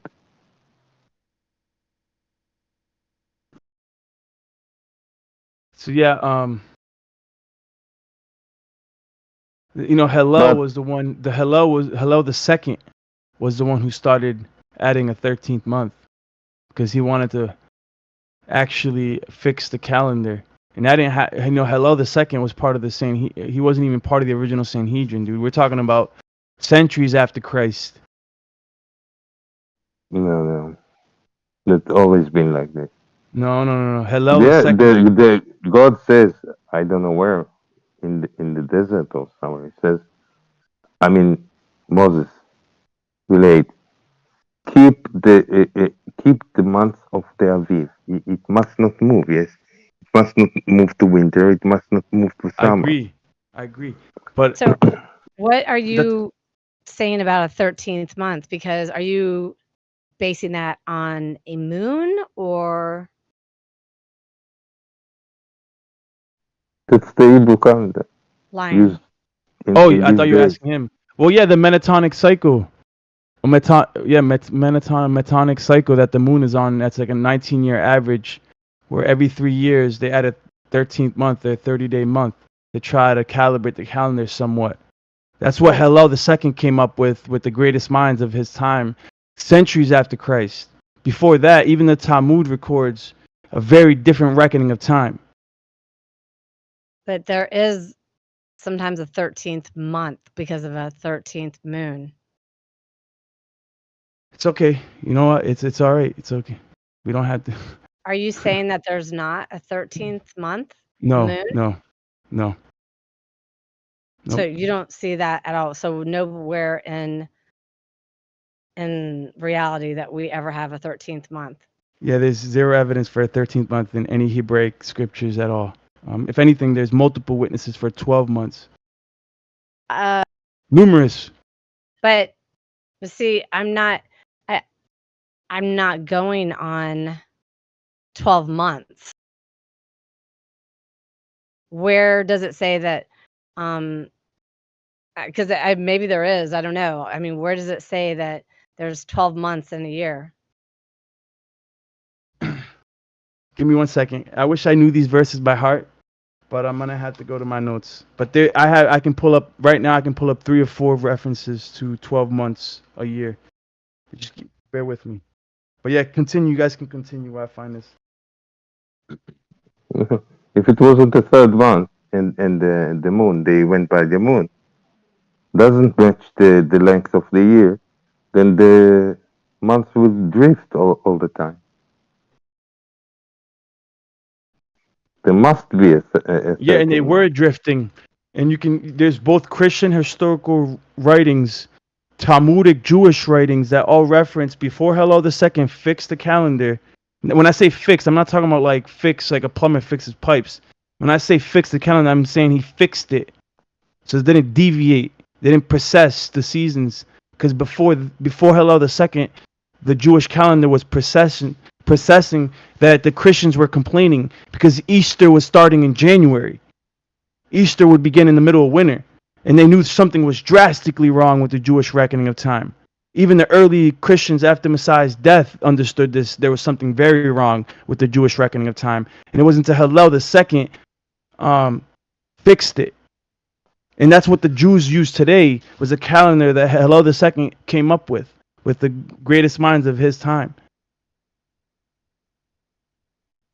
That's the evolution of the rabbinical calendar.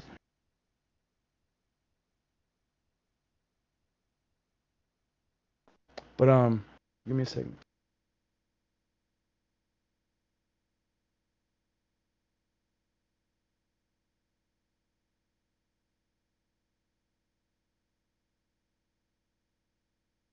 So I guess when you're done with that, I have another question. So we got Second Chronicles.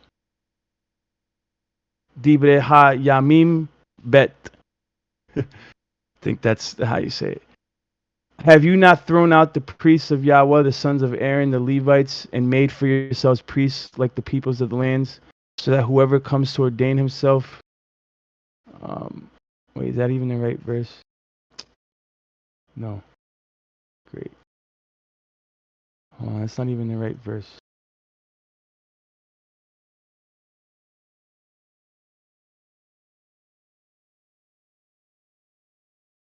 But anyways, you got Enoch 82 says there's 12 conductors who separate the months of the year. And then you got First Chronicles that actually goes verse by verse through each month of the year. And it says the final month, it says verse 20, chapter 27, verse 15 of First Chronicles. The 12th captain for the 12th month was Cheldai the Netofati of Othniel, and in his course were 20 and 4,000. So they're just going through the priesthood of the temple right there. But the 12th month, Yeah. We all know there's a 12th month, but it doesn't say that there isn't any more than that. Because, I mean, how do you guard Deuteronomy 16:1?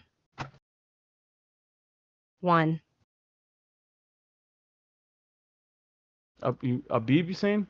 Yeah.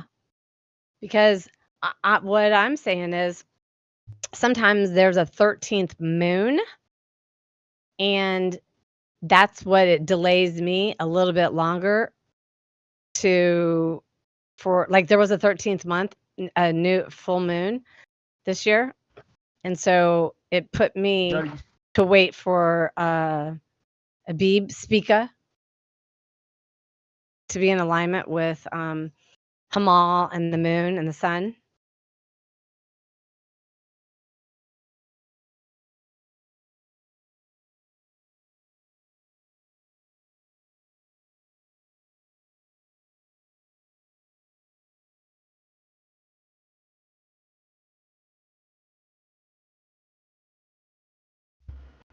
You still there? Yeah, I am. So you got Revelation 22, talks about the fruits, each fruit for each month of the year. Mm-hmm. It says, in the midst of the street of it, and on either side of the river, was there the tree of life, which bore 12 manner of fruits, and yielded her fruit every month. And the leaves of the tree were for the healing of the nations.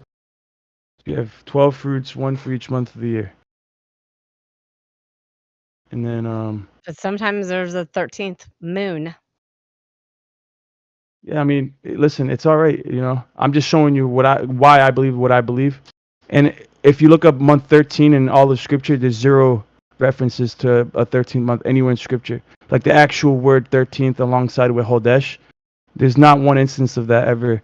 But there's like 134 instances for month 1, 54 instances for month 2, 25 instances for month 3, and et cetera, et cetera. You can go through all the 12 months and you'll find multiple various witnesses for that month existing. But the month 13th is just theoretical. No, it's not theoretical because there actually is a 13th full moon at times. Yeah, it's all good. I mean, listen, it's all good.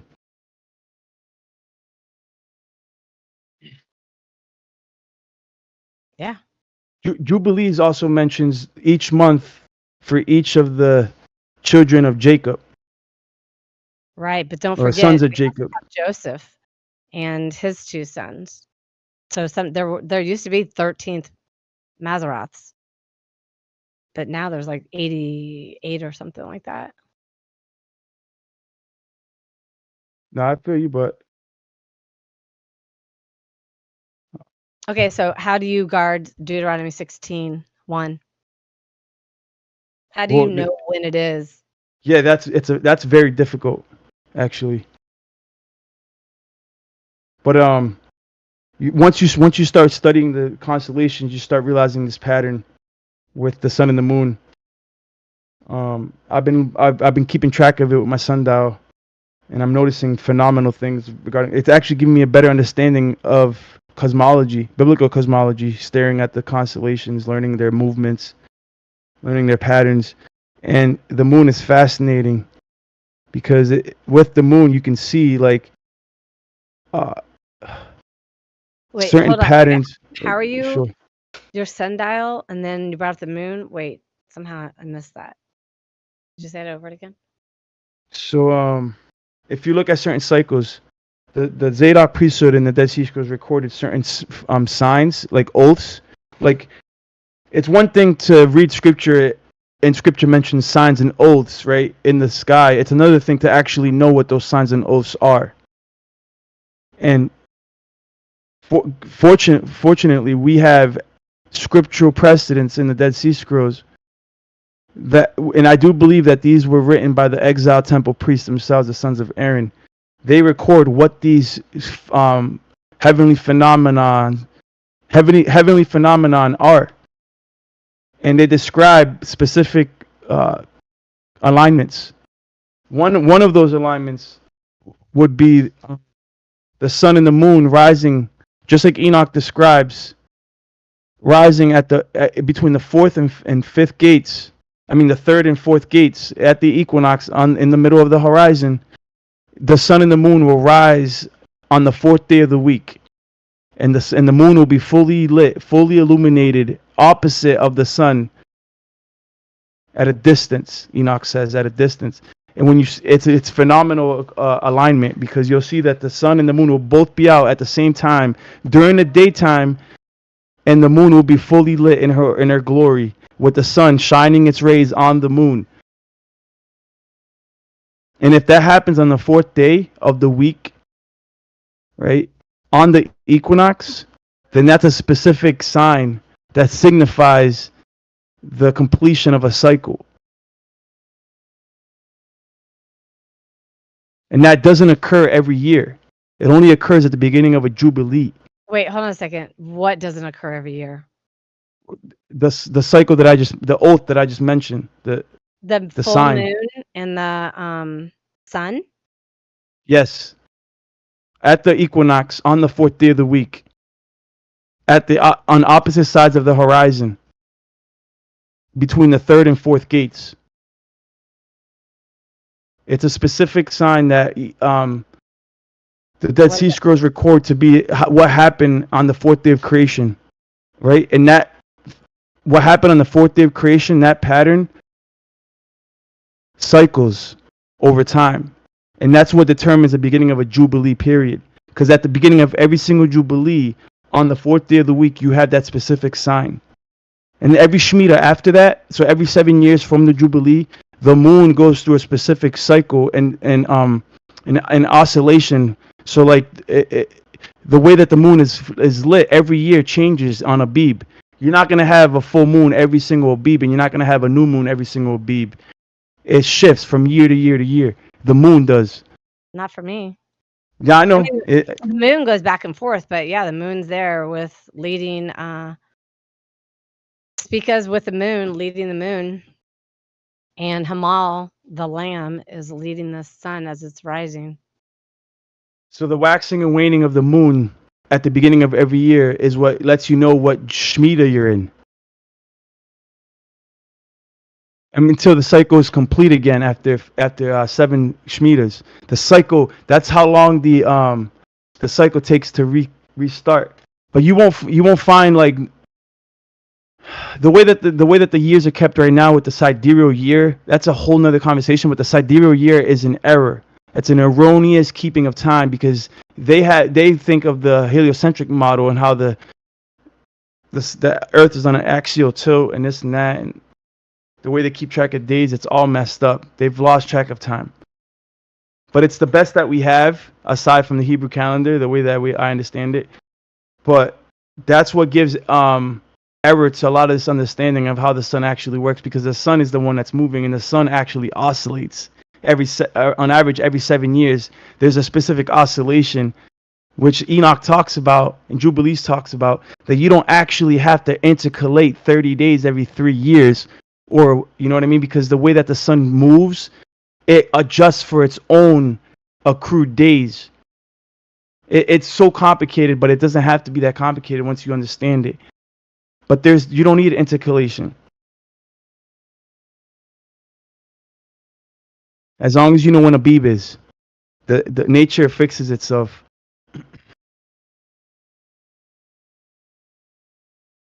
Mm-hmm.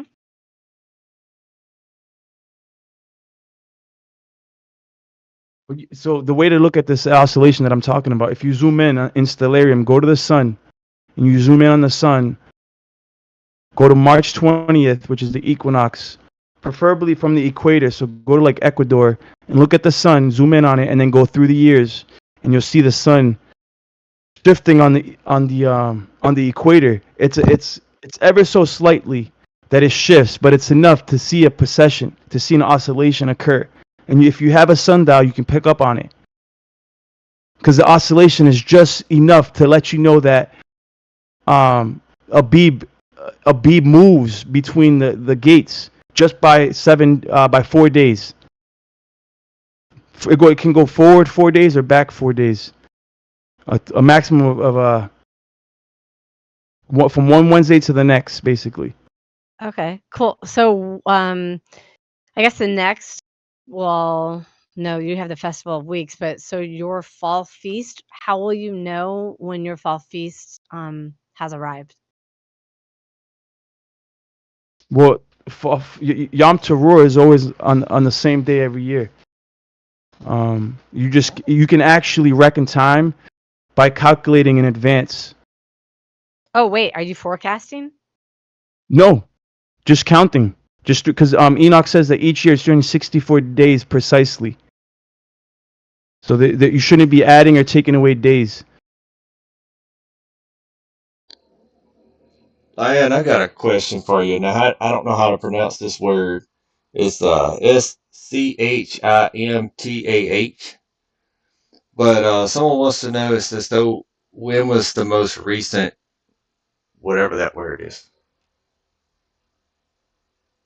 What's the word? Y'all gonna have to help me. It's Can you type it? Yeah, I'll type it. Yeah, that'd be better. I think it means Shemitah.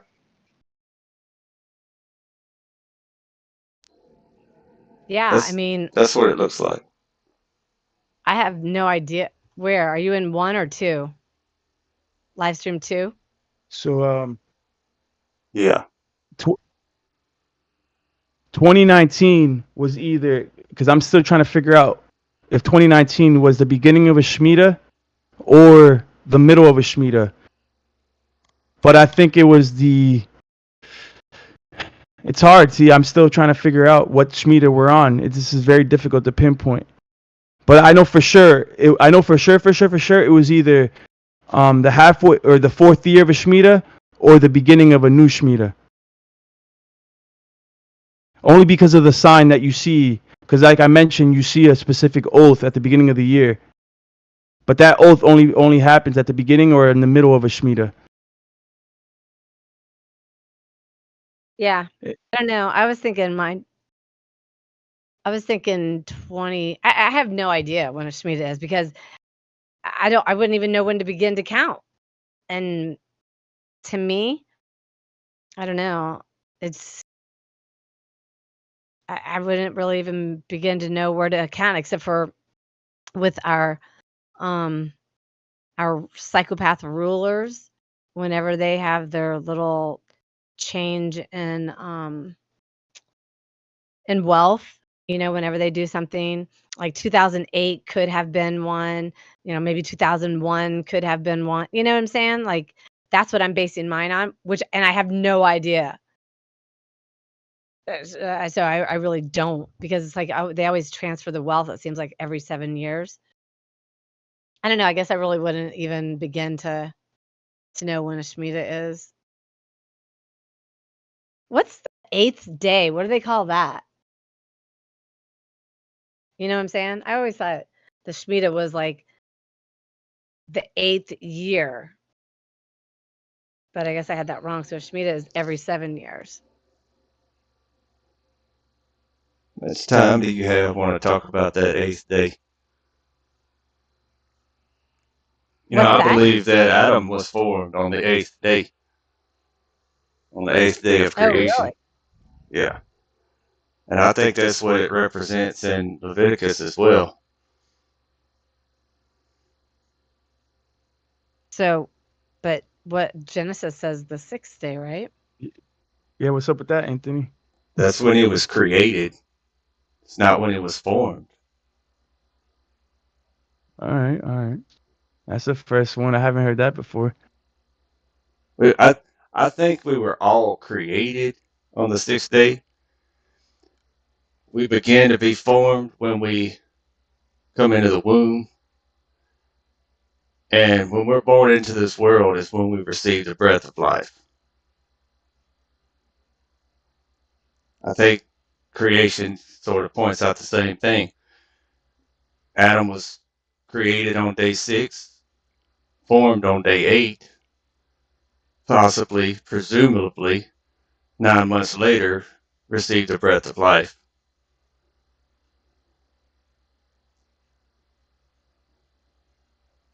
Well, that just messes up my whole, you Same.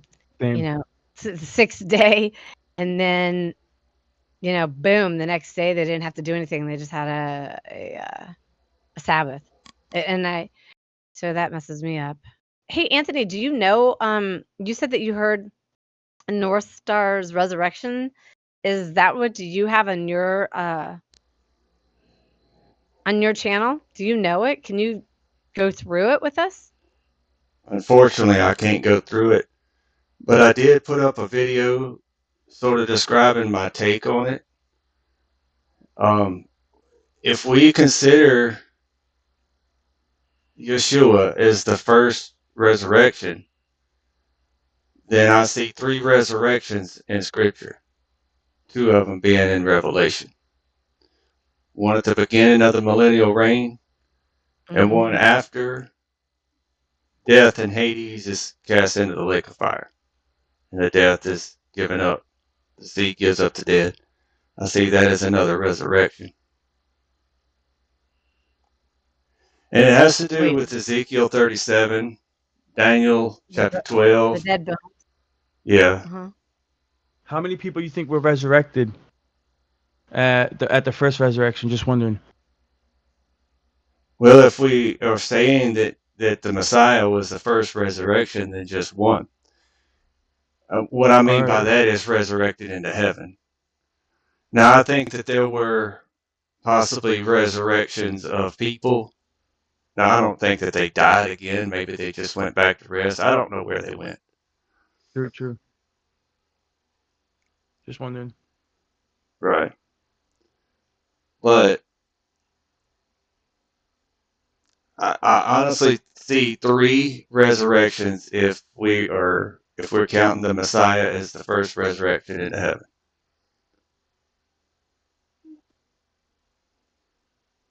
Well, I mean, what about with the other people, the saints that were raised with them? So, I mean, yeah. So wait, just to be clear, you think that possibly when Paul talks about the 2 resurrections, that the first resurrection already happened? Is that what you think? I'm not sure what you're referring to, and like I said, I'm not real well versed on this idea. But basically, it's like, okay, the 144,000, they're going to be sealed. So if the dry bones testimony, what's the word I'm looking for? Prophecy is to be fulfilled the way it's written in Ezekiel, then that seems like it would be a resurrection. And these people are going to be ruling with Messiah for 1,000 years. But who are they going to be ruling over? See, some are going to be resurrected to eternal life.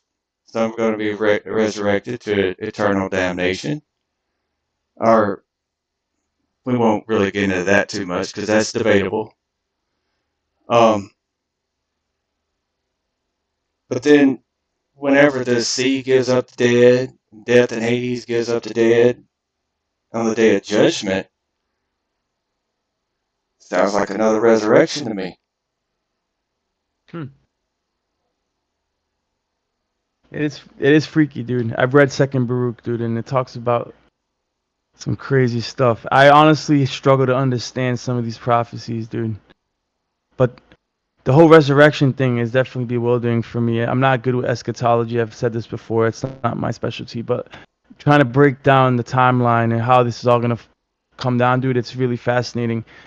But like, okay, so apparently when you die, according to scripture, your soul goes to Sheol, right? To a specific chamber, depending on what your judgment is. So you're already somewhat being judged before judgment day, because you're already being separated into your own separate chasm.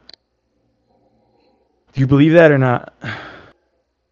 At this point, I don't really know what to believe. I've heard really strong cases in the last couple of weeks that we're just resting. That we're resting on this, waiting on this day that the Messiah returns and the saints are resurrected and we meet him in the clouds. Well, if we're not, That's fine. see, I think that there's going to be far more than 144,000 that meet him in the clouds. Far more. I think the 144,000 are just the ones that are alive during the time of the wrath. Yeah, I can't tell you who those are, man. That's another mystery, unfortunately. But you know, Isaiah 14:9 says, "Sheol beneath is eager to meet you upon your arrival.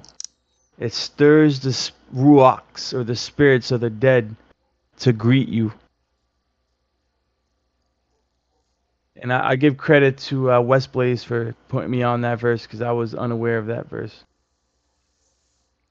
Yeah, I think the But, millennial reign's going to be like the whatever that TV series was, The Dead Walking or The Walking Dead or whatever it was. Walking Dead. Yeah. That was a zombie movie or show. Yeah, yeah, where people got all turned into zombies. I think the cure to that's going to be learning the Torah, one way or the other. Dude, I just don't understand this whole resurrection thing. So when you're okay, so why would the dead in Sheol, right, the ones in the unrighteous, the wicked chamber, why would they be resurrected? Right, it's counterintuitive. You mean But first? no, not even first at all. Like, why would they be resurrected at all? For Judgment Before, Day. yeah, but before Judgment Day, because this is the first resurrection of the saints at the coming of the kingdom. So at the beginning of the millennial reign, it's not even Judgment Day doesn't happen till after the millennial reign, in my understanding. I could be wrong though. Exactly. Let's look at Daniel chapter 12 right quick. It says, "At that time, Michael shall stand up, the great prince who stands watch over the sons of your people. And there shall be a time of trouble, such as never was since there was a nation." Now, the way I view that is that time of trouble is talking about the wrath of Yah. Whose ever wrath that might be, whether it be the fathers or the sons, probably another discussion. But that's what I'm seeing Daniel 12 is talking about, is the wrath right there. It says even to that time, and I think that is talking about the end of the wrath. You know what I'm saying? That like that seventh vial is completely poured out. And it says, "And at that time your people shall be delivered, everyone who is found written in the book." What book? I think is the book of life. And the one, and right here where it says, "And at that time your people shall be delivered," I think we can look at Zechariah 14.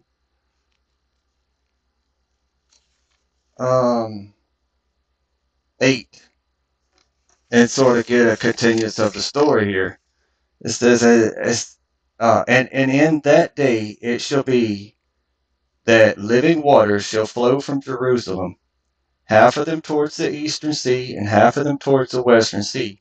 In both summer and winter it shall occur. But in verse 9 it says, And the Lord shall be king over all the earth. In that day it shall be. The Lord is one, and his name one.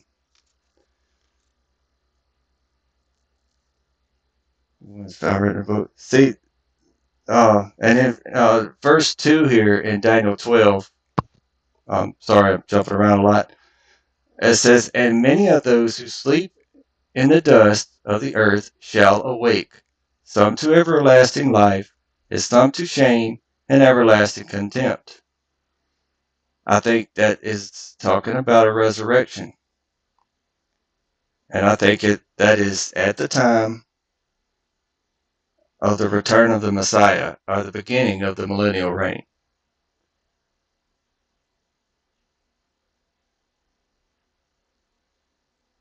Yeah, man.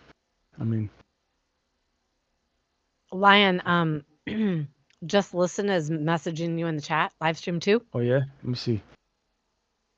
I haven't even keeping track at all. So what about the people in the millennial reign when they die? They're going to be raised with, well, I mean, like, okay, so people are going to die in the millennial reign, correct? So then there's going to be some really good people that die in the millennial reign, right? So I guess they would get raised at the same time as the other, the last one. I haven't. Honestly, this is crazy, but yeah, that's what it seems like, right, Anthony? It seems a little weird or a little different, but honestly, I can't disprove it, But I've got to look into this quite a bit more before I go and saying that this is factual. At least from my understanding of it, anyway. Well, then that makes sense what you just read too, because some will wake up to everlasting righteousness, and some would wake up to condemnation, right? But see, right. But see, there's going to be people born during the millennial reign, marriages and things of that nature. Yeah, just what I said. They're going to be dying as well, Right. right? But they're going to live longer. I posted a couple memes from West Blaze. They're very enlightening. I mean, this was already my understanding, but I love how West Blaze creates these graphics with so much knowledge, and he showed, it's incredible when you start looking into Enoch, and I didn't even realize that Luke corroborated Enoch in chapter 16 regarding this chasm.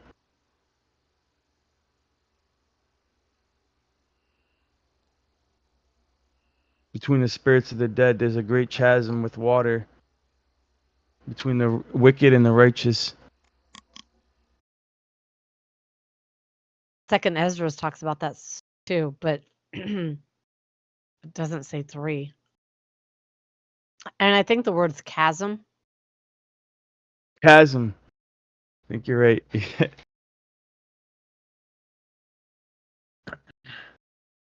I've been misspelling a lot lately, so.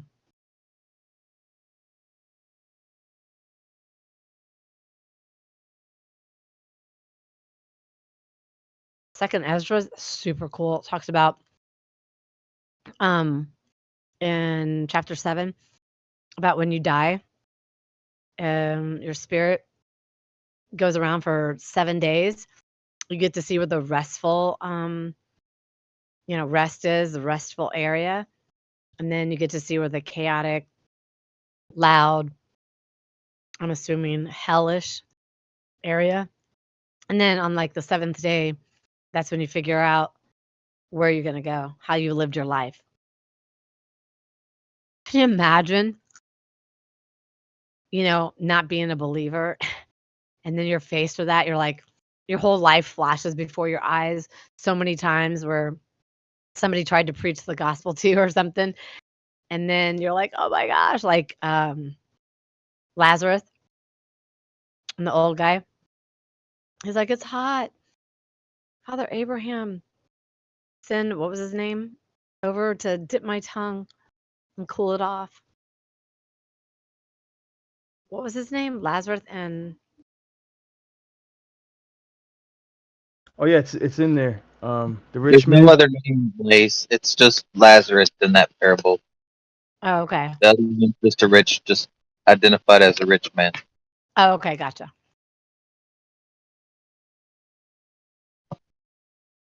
I think the whole point to that whole parable, though, is the last part about if people don't believe Moses and the prophets, they won't believe Messiah either. Amen, right?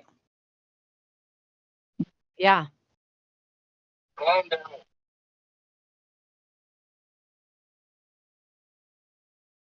Well, do you guys want to read anything? Do you guys want to go over anything? This really stinks. I really wanted to hear about this resurrection stuff. Me too.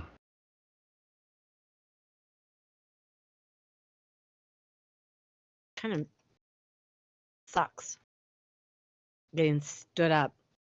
And I promoted it too. No, it was good. No, I'm glad that we got together and talked. Even I though was just always planning on have a listening calendar. to North. I wasn't gonna interrupt North. I was gonna let him present whatever he needed to present. I was, that was honestly my plan. Killian got us on the calendar and then left.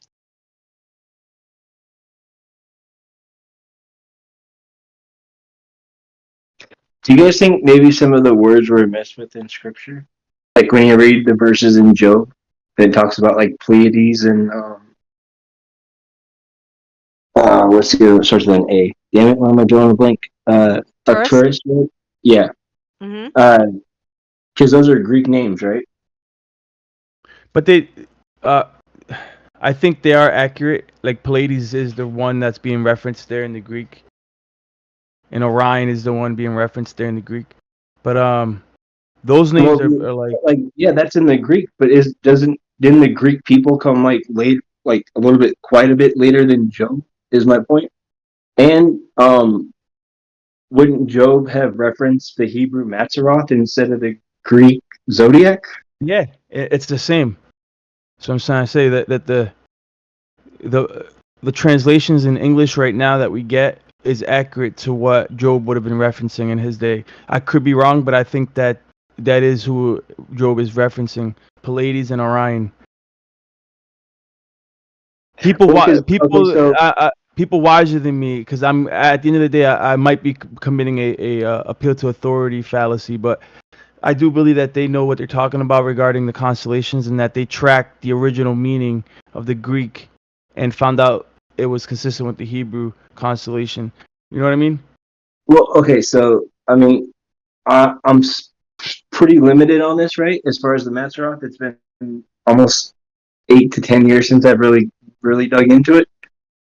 But I remember that, like, so Orion, you just mentioned Orion, right? The Mazzaroth version of that is the Mighty One, and it wasn't Orion, it was Christ.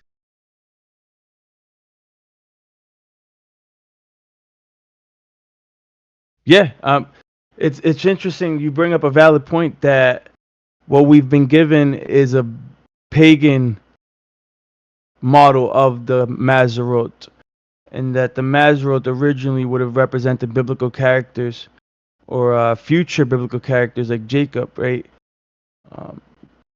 Gemini could have been, who knows? You know what I mean? It's like, pick a character, but it's hard to determine who's who, though. Because I remember when I was looking at the Mazzaroth, right? Like from beginning to end, it straight up tells the story of Christ, you know? Yeah. But the Zodiac doesn't do that with the characters it has. Like there is no Scorpio in the Mazzaroth. Dude, that's one of my pet peeves regarding the constellations, bro. Is like they're so arbitrary, dude. Even their cycles are very arbitrary. They're not cookie cutter. Like each constellation, some are bigger than others. So naturally, during the procession, some are gonna take longer to process through than others. So that's why I'm still conflicted regarding the Mazzaroth, and also the idea that you can pick out what artistic depiction each constellation should represent. Because at the end of the day, you look at the stars with a telescope, right? What do you see? Stick figures at best if you use your imagination, right? Stick figures. And you're telling me that this is supposed to be a what? A dragon? This is supposed to be what? Out, dude. A fish? Like, come on. When I was studying the Mazzaroth more, it wasn't about the pictures. It was about the names of the stars and the group that they were in. And that's how you actually got what the constellation was. It wasn't because it could be drawn with it, like connect the dots. It was because this star with this star with this star with that star, you put those together and you now literally have, with all those names, you now have like a picture of what the big picture is supposed to be in the constellation. Because you know how there's like the major constellations and then there's like the minor ones next to them? And then there's also the name of the different stars inside of it.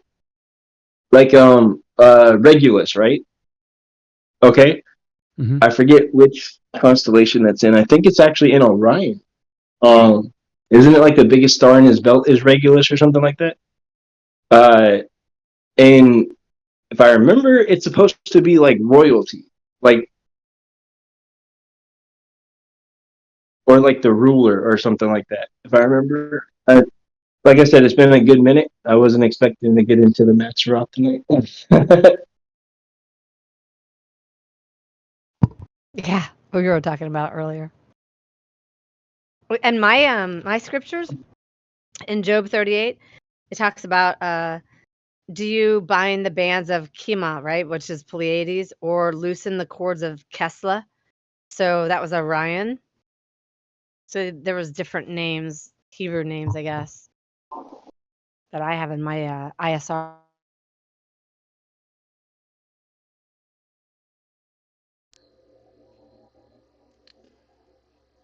Okay, everybody. Well, I hope y'all enjoyed that, and perhaps we can do this again sometime. This was a little unexpected. I thought that it was supposed to be about resurrection. That didn't happen, and they ended up talking about the calendar. So I will change the title of the video as soon as it uploads. I couldn't do it while ago, but thank y'all for coming. Much love to everybody. This is Anthony at ECF. We'll see you next time.